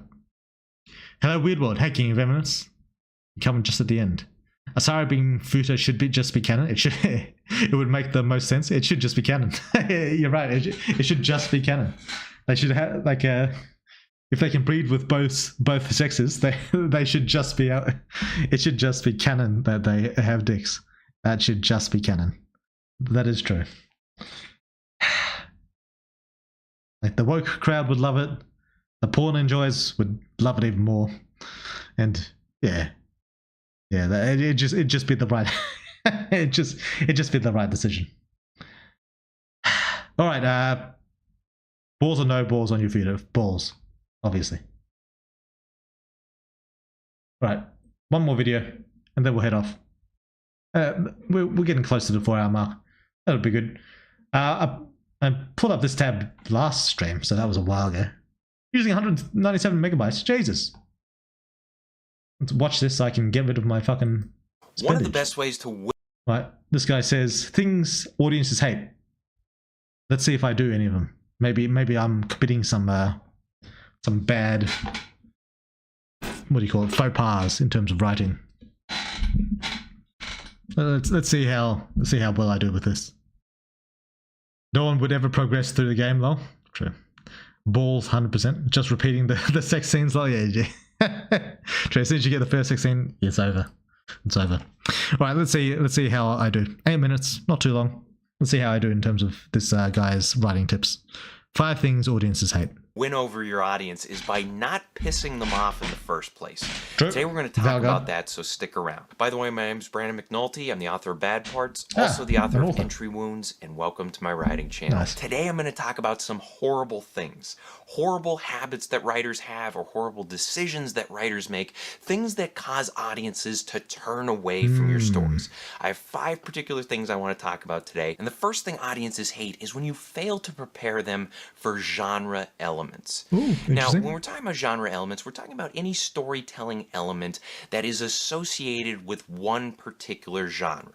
So within the sci-fi genre, there are elements like spaceships, aliens, time travel, cures for previously incurable diseases, things like that. Within the thriller genre, you have things like car chases or murders or being hunted down by an assassin. Things like that. I feel like sci-fi has all of that as well. A lot of writers like to combine different genres and mix them together in order to get something fresh and original, and that can work really well. Sure. But the thing is, early on, you need to establish what genres you will be working with in this story. And if you don't do that, if you, for instance, are mixing 2 or 3 different genres, and early on in the story, you only tell us that, okay, this is going to be a romance. And then early on, you show us this wholesome romance, like a Hallmark movie with this wholesome couple going on wholesome dates, and it's very easygoing, and then all of a sudden in the middle of the story they meet at a cafe and the couple they're sharing coffee together. I get what you mean. And they're leaning in for that first kiss, and as that first kiss is about to connect, all of a sudden there's this loud explosion, and next thing we know, the guy's head, the back of his head just pops off JFK style, and we learn that there's a sniper that was after the guy, and then all of a sudden this romance for half the story, this purely just a romance has become a thriller revenge story, and it's just not going to click with the audience because those thriller revenge elements were not established early on. So you need to be careful with that. This is an interesting one. I think I, to some degree, make this mistake. I saw someone in Discord, I think it was Panda Princess or something. So she's not a fan of the game anymore because I delved into the Eldritch Monster World thing, and she was a fan of like the college arc, getting to know the different characters, romancing them, and stuff like that. And I think I do establish the kind of genre that this game is going to be. It's going to be an action type, like because we have the monster chase very early on, and then not long after that we have the thugs attacking you in the diner. I feel like I established that this is going to be like an action type game fairly early on. I think I do establish that fairly quickly, and obviously superpowers and all that bullshit. But it does take a fair bit of a turn when you join Hero. I feel like I kind of foreshadow it a little bit. Foreshadow it a little bit. But the story does take a pretty good turn away from how it was at the start with like the whole college environment. I feel like some people who were there for the college environment were a little bit upset. So I think this is a mistake that I did make to a degree. It wasn't too big a deal because most people seem to have liked the direction the game's gone in now. At least as far as I've seen. But there's been, well, it's just Panda really. But there's been a person, at least, probably more, that felt like a bit too much of a deviation from what I initially put forth. Not gonna lie, that would have my interest. Yeah, a bit of future scenes. But you foreshadow that as early as the 7th scene? I do. I would even argue that the beginning of the 4th and 3rd disappear into nothing. Yeah, I do foreshadow it. That's true. But when the story is dominated so much by the college scene early on, I understand why people feel a bit thrown off by the change when we finally do depart. I think it's important because I don't like staying in the same setting and environment like for too long because I feel like it gets stale. But for some people, I can see why MC wouldn't be able to reasonably maintain his college life. This is true. This is obviously true. Joining Hero was definitely a shift, but I don't think it was unexpected. Yeah, I don't think it was unexpected, but I think some people like the college stuff. And yeah, maybe it's not so much of a mistake I made, just an inevitability with the kind of story I'm writing. But yeah. Oh yeah, it's kind of just suddenly a pretty different game during the more. It shifts the stakes and scope of the game a lot. Yeah, it does. Which isn't to say I'm displeased with how that went. I'm generally pretty happy, and I think most of my audience, judging by the growth, has been pretty happy with it. So it's not like I regret it or anything. But yeah, it was pretty well foreshadowed. I admit. Yeah. I think I foreshadowed a decent amount. Tiffany and Clark, I've been telling MC for a while leading up to it. Yeah, true. Yeah, I definitely did a lot of foreshadowing to it. I think I definitely set expectations, but you can only do so much, and some people are just gonna not be as much of a fan when you shift direction. Number 2 thing audiences hate is inconsistent pacing. When we're talking about pacing, we're talking about the speed at which a story is told. And the key word there is told, because you can tell a story that takes place over the course of many years. You can tell that story at a fast pace. Yep. And at the same time, you can tell a story that takes place over the course of 20 minutes at a slower pace. It all depends on what you want to do with the story. But one thing to keep in mind is that audiences typically expect a story to move along faster as it goes toward the end. So this is how mine has gone. It's totally okay if you're going at a slower pace, because audiences expect that, okay, you're going to have to establish the characters and the scenario and the setting and things like that. But as you're heading toward the end, they want to see things picking up in terms of pace in most cases. Now, one thing you definitely want to be aware of, if you have a story that starts fast and then all of a sudden it grinds to a halt in the middle and it just kind of muddles along until the very end where things ramp up again and then it's very fast, that story is not going to work, because the thing is, audiences aren't going to get to that ending because they're going to be so bored by the middle. You need to be aware that pacing is a balancing act. You don't want to overdo it. You don't want to have things going fast-paced 99% of the time. You need those cool-down periods. You need those sections where the audience can breathe. But at the same time, you don't want to promise them something up front, something that's fast-paced right off the bat, and then nothing happens for the rest of the story until the very end. The number 3 thing audiences hate. Yeah, that's a good one. Yeah, I've picked up the pace a fair bit since how the story started off.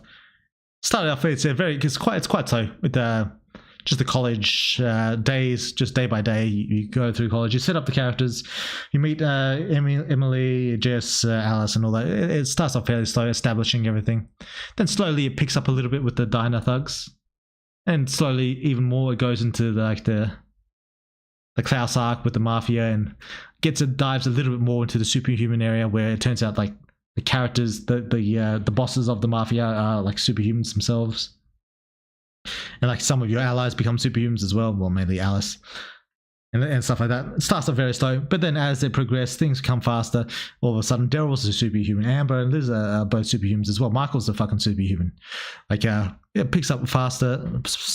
And then Jake and all that, it picks up a little bit faster than then, until we reach the point where the monster world, whereas kind of like weeks are passing at a time between events. Like you're traveling through the whole monster world, lots of things are happening, things are passing fairly quickly, and we're trying to, things are happening in the real world as well, and we're like heading slowly faster to the kind of a weird way to put it, but it's slowly increasing pace until we get to the end. So far, I'm pretty happy with how I've paced my story. I think it could be better, like most things. I think some areas are a bit slow. I don't think I've really had any place that are too fast at the moment. I think it's mainly the slow areas that I need to work on a little bit, just making some scenes a little bit more concise, like picking up the speed on that in that sense. But yeah, I think this is an important one, and it's one that I think quite a bit about.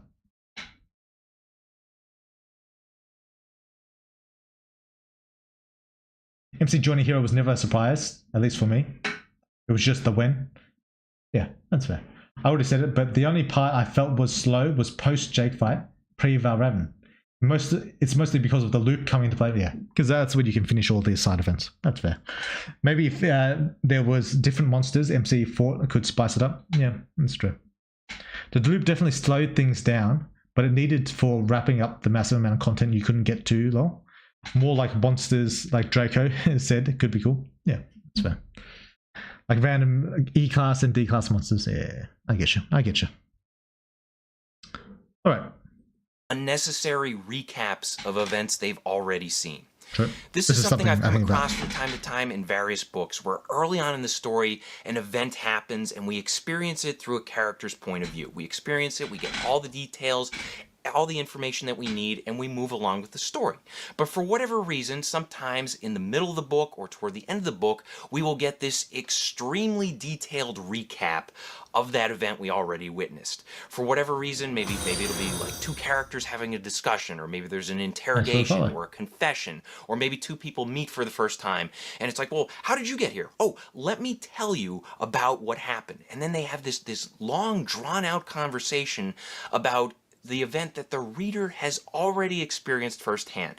And I have just a major problem with this because, first of all, there's an easy fix for this. You could just basically summarize and say that, oh, Bob brought Jill up to speed on what happened earlier to him. And then you move along. That's all you need to do. But for whatever reason, some authors feel the need to have these drawn-out conversations about these prior events. Yeah, and I hate that. They have them take place over the course of an entire chapter, or sometimes even multiple chapters. That's rough. The only reason I could think of that these are included is because the author wants to fill up space in the story. Maybe they think that the beginning of the story is a little front-loaded, and the middle or the back is a little thin. So instead of actually doing the hard work to come up with new material, new exciting material that pushes the story forward and keeps us in the present, instead of doing that, what they do is they fall back on something exciting that happened earlier. If you're doing this in your stories, chances are you need to take a step back and ask yourself, how can I develop from within the middle of my story, or how can I develop from within the end of my story in order to make things more interesting and in order to create more content to make the story satisfying? This is a good tip. So I understand the impulse to have like recaps, because you want readers to understand various. This applies to other things as well, but there's a strong desire to want people to understand what you're writing, to remember things that might be being a little bit vague, and to grasp various details that you think they might not be grasping. But generally, and I try to do this myself, though I struggle with it because the impulse is it's quite strong. Generally, you don't want to treat your audience like a retard. You want to assume, even if they don't, you want to assume that they can figure things out themselves. And this applies to things like overly explaining abilities or techniques or reasons why this character is this strong or not. Like, you don't really want to over-explain too much. And but yeah, you want to allow a certain amount of like interpretation, like readers to think for themselves and like come up with the explanation in their own mind. I think that's what one of the joys of reading is. There's a lot of imagination you can get out of it, and just telling them outright or reminding them outright of something that happens it's a bit much. It kind of takes away from that. You want to let them remember and put things together themselves based on what they remember. You want to leave a little bit of ambiguity and don't like try and over-explain every little thing. And that includes with the recaps, I think. I hate unnecessary recaps. Let me forget shit and feel good about suddenly remembering at a key point in Lamau. Yeah, true, Cyber. This is a good point. It's one of the good feelings about stories. It's like letting the readers piece together things based on what they can remember. And if some people don't and forget, then so be it. Some people forget, but you got to let the readers experience it for themselves. Yeah. I will admit that the Daryl and the MC flashback felt excessive, but it's important to see. Was it excessive? Is this you're talking when they were kids, when they first met Amber and Liz? Well, when the MC did. Was it excessive? I don't know. To be honest, I'm having trouble remembering all the pieces that happened. Maybe it was. We'll give it some thought. It was important to the story, but maybe it could have been more concise. It's possible. Also could have been because I've seen it so many times over the multiple playthroughs. Yeah, true. It could also be that. I remember like the fade originally in Dragon Age Origins, going to the Fade was like, yeah, it was a good time. But when you replay the game like 8 times, you start thinking, oh fuck, not the fucking Fade again. Jesus Christ. Yeah, so it could be that kind of situation. But yeah, it could also be that I needed to make it more concise. That was largely new content though. Oh, the flashback, yeah. For our perspective at least, yeah. It could be new content, but it was in the past. Yeah, true. I don't think that's what's being discussed with this topic though. Oh yeah, I think he's talking about recapping events that actually happened. I think that's more what he's talking about. But that said, it doesn't mean Draco's incorrect. Fuck, I forgot there was a stream today, and such an interesting one at that. Yeah, you missed quite a bit. But, you know. But that's why I felt it was excessive. Yeah, fair enough. Alright, continuing. Last one. Wait. 2 more. The number 4 thing audiences hate, when you pull punches. When we're talking about pulling punches, we're talking about a scenario in which a character, usually a villain, has an opportunity to harm someone. Yep, they true. have the desire to harm someone, and they fully intend to harm someone. But for some silly, stupid reason, they fail to do so. Maybe they slip on a banana peel, or they just, get clumsy all of a sudden, or whatever it is, or the weather breaks, or anything like that. And as a result, the hero gets to get off scot-free. Audiences hate this because it breaks with the reality of the story. For instance, if you have a thriller and early on you establish your villain as this expert sniper, they're just boom, boom, boom, 100% accuracy. And then that villain, all of a sudden they encounter the hero, who's just this everyday guy, not trained in special forces or anything like that, just this everyday person. And all of a sudden the villain is about to take out the hero, but the bullet sails wide, and then the next bullet misses, and then the next one after that misses, and the hero just luckily manages to escape. That breaks with the reality of the story. And not only that, it makes the villain look stupid, and it also makes the hero look weak, because the hero just got lucky. Now, the way to solve this problem, instead of pulling punches, instead of just having this clumsy scenario where the sniper just all of a sudden is no longer accurate, what you can do, you can have your hero become a clever person, or come up with some kind of clever solution to fight back against the villain, or to dodge the villain's attacks, or whatever it might be. And the number 5 thing that audiences hate. All right, that was a good one. It is something I think about a lot as well. I generally speaking like MC's victories to feel earned. Like, sometimes he's just more powerful, but he also usually has to deal with like a specific issue and overcome a specific issue by usually doing something related to his powers or something like that, to use the tools at hand to overcome the problem he's presented with. Generally speaking, I try to do this. This is important. But that said, what are the mistakes? I don't know if there's mistakes. I don't know if this is the right way to put it. Yeah. An issue that I run into is that I don't want to make the MC too competent as well. And so in some ways it kind of makes the enemy kind of feel like they're getting a bit lucky. Which is to say, I don't want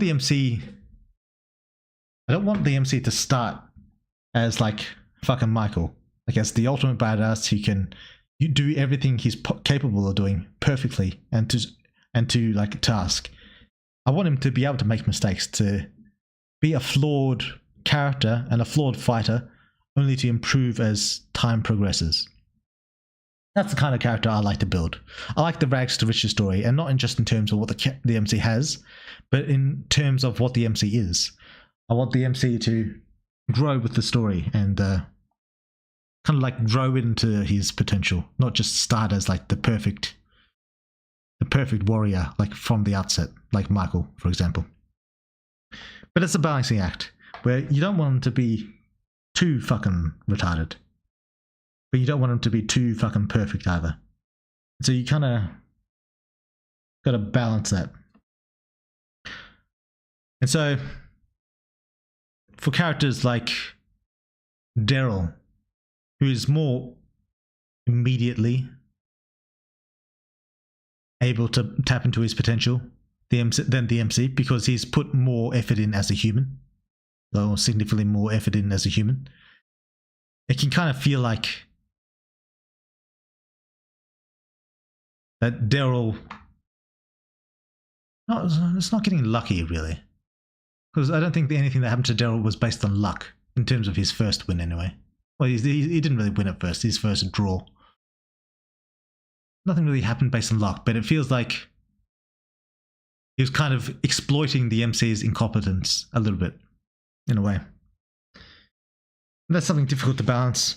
It's something that I got a little bit of pushback on, because people kind of see the MC as themselves, and for good reason, because that's how I portray him, as a self-insert character. So people get a little bit upset when the MC isn't as competent as he could be.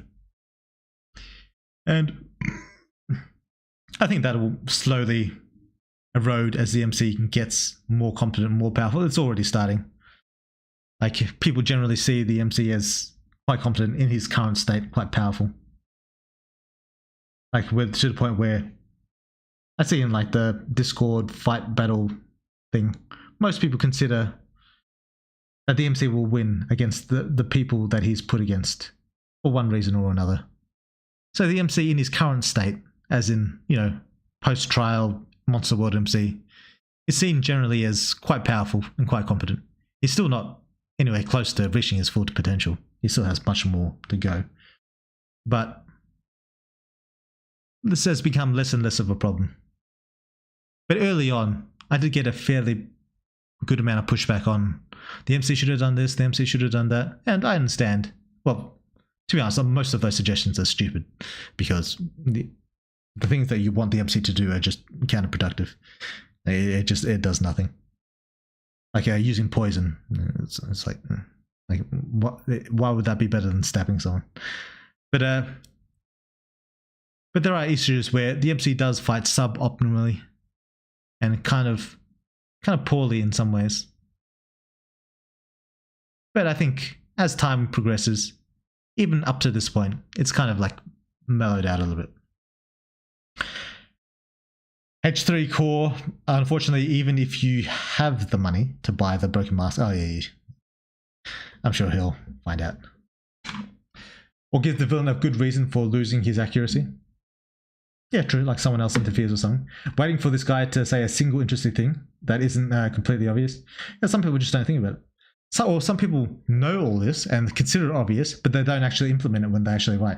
It's easy to know this shit, but having it in your mind when you're writing, very different. So it might seem like he's saying a bunch of obvious shit, but that doesn't mean it's not useful. What he's saying is, generally speaking, quite useful, and something you should keep in mind. MC does have a few that what the hell moments, like him slipping up during the Langdon interview at the office. He had no reason to reveal his shock at not being able to read his memories, but does. Maybe. I can't actually, to be honest. I can't really remember what you're talking about. But then again, we would have never learned Langdon's power. True. There's drawbacks and such for everything. But yeah, I think I remember what you're talking about. Like, he tries to read Langdon, but it doesn't. Yeah, I'll have a look over it. How dare you make the MC a bad singer? My self-insert fantasy is ruined. True. It's good to get perspective as well. Yeah. I think it's important to develop a character over time, because the MC as like a person, as like the personality or emotions, I can't develop a whole lot, because that kind of defeats the purpose of the self-insert character by giving him like too much like set emotions. So I can't really develop him on that front. But I can develop him in terms of his competence and in terms of his like ability and power. That's something I can develop him on. And so I'm going to take the opportunity to develop him on that. I think that's pretty important to the story. Cliffhanger endings with no resolution whatsoever. Here we go. Let me say right up front that cliffhanger endings are totally fine. You can end a story on a cliffhanger. You can get your audience wondering what's going to happen in the next book in your series. That is totally fine. But you also must include a resolution to the book you just finished, because if an audience just worked their way through your story all the way to the very end, they deserve a resolution. And if they don't get one, they're going to be upset. Now, here's the thing. A lot of the best stories out there end on cliffhangers. The Dark Knight, for instance, ends on the cliffhanger of what will happen to Batman now that the police are out to get him. But The Dark Knight also ends with a concrete resolution. Batman defeats the Joker. He prevents Harvey Dent from being turned into this corrupt figure, or at least being perceived as this corrupt figure. So that movie has both a resolution and a cliffhanger. That's what you need to be aiming for if you do want to go that cliffhanger route. So I hope this helps. Question of the day, what pisses you off the most when you're taking in a work of fiction? Let us know in the comments section below. Thank you guys for watching. If you want to support the channel, please pick up a copy of either one of my novels. Also, be sure to check out my other videos. Hit the like and subscribe buttons for me. Share this video with a friend. And as always, remember to keep on writing. Yeah, cliffhanger endings for a story. I don't mind them. Like, we're not talking about my game, because my game's not like a finished story. It's still ongoing. It's just the cliffhanger endings of the updates. But for like full stories with like kind of open-ended things, I don't mind an open-ended story where things are left somewhat ambiguous and there's still questions that don't get like full answers. And it's kind of like mystery that you can think of and like fill in yourself. I don't mind that. In fact, I enjoy that. But you need like a kind of resolution to a conflict. Like you kind of have to feel like you've achieved something over the course of the journey. Like you've reached something, you've grasped something. I think that's quite important for a story. And if you don't have that when you end it, it's a little bit unfulfilling, I'll say. Yeah. So yeah. I think the MC is a great split between self-insert and his own character. I like to think so. I'm pretty happy with how I've chosen to develop the MC. Sometimes I prefer open-ended endings. I do too. Like All Tomorrow's had a bit of an open-ended ending. But yeah, but that said, you want some sort of conclusion. Like you want something to be achieved by the end, even if it's open ending. Like for All Tomorrow's, for example. All Tomorrow's, they defeat the Q. Like they destroy the Q. We don't know how. It's kind of open-ended. But humanity, despite like all they went through, all the cycles, everything, they did eventually circle back and become more powerful, unite with the separate galaxies that have also suffered under the Q, and to inevitably destroy them. And All Tomorrow's is a bit unique as far as stories goes, but it does have a conclusion. It's just a very open-ended one, and I like that. Like I would prefer Tokyo Ghoul ended and Re never happened. Yeah. To be honest, I've totally forgotten what happened in Tokyo Ghoul. It's too long. There's definitely a line between open-ended and what the fuck is going on. True. That's definitely true. Leave me in tree, don't leave me with blue balls. True. Woodward, how do you design characters? And if possible, would you ever show us any scrap designs? That's possible. As well, and design them. Just you gather a lot of images. You make like a kind of like a picture board of different references and stuff, and then you just start drawing. You just start putting shit together, throwing shit together. I do it very haphazardly, where I just like throw a random bunch of shit together based on the references I've seen. Just start drawing shit. I don't usually plan it out too much. To my detriment. To be honest, I should plan out how I design characters a little bit more. That's why I like All Tomorrow's. Yeah, All Tomorrow's is good. I was glad that I read that or watched that or whatever I did. I can't remember what I did. But yeah. Yeah. A bit of open-ended. It's good. A little mystery is good, I think. Anyway, I think this is it. This has been a good stream. Oh, we reached the 4-hour mark just in time. Perfect. So yeah. What's the next stream? You watched, I believe you said, yeah. What's next week's stream? What is next week's stream? I don't know if we're going to do the Superhuman Awards. I feel like we'll save that for February. I don't want to do two. Two's too much of a pain. We'll save that for February's anniversary. We'll call it the Superhuman Anniversary stream. That's what we'll call it. 4-year anniversary stream. And awards. I don't know. Something like that. And we'll do that. So next stream... I don't know. We'll probably talk more about Superhuman in general, but maybe I'll find like a certain aspect of Superhuman I want to like delve into, talk about. Missed 3 hours, damn. Yeah, stuff. Yeah, maybe there's like a certain aspect of Superhuman I want to delve into, like I don't know. Or maybe we'd watch more videos. Like yeah, we'll watch a Dragon Age review. I think the Axeman has one, and that's the one I wanted to watch. Review of Dragon Age. That'll probably take a bit of time. Then we'll watch, I don't know, which first YouTube streaming review. I don't think I'm monetized either, so I don't have to worry about that. But yeah, we'll we'll watch a few videos and talk about Superhuman, and yeah, we'll probably go from there. I haven't got anything really specific in mind. I suppose I could do a drawing stream. I do need more monsters. Maybe a drawing stream. I haven't done one of those in a while. Draw a new monster. I need a bunch of new monsters, actually. Yeah, need quite a few new monsters. So maybe we'll have a go at that. Draw some monsters. Yeah, maybe a drawing stream next time. Love the game, bro. Oh, thanks, Caleb. Does stuff. Caleb, I assume you mean. Appreciate that. And thanks for dropping in. You're catching me just as we're finishing, but you know. But yeah, thanks for coming, guys. This was good. Probably see you next week. Yeah. And then, fuck, where the fuck did my mouse go? Yeah. Oh yeah. Before. Well, I don't know. I was just gonna talk a little bit about the 7th. Talk a little bit about the 7th law and stuff. Because you know the 7th is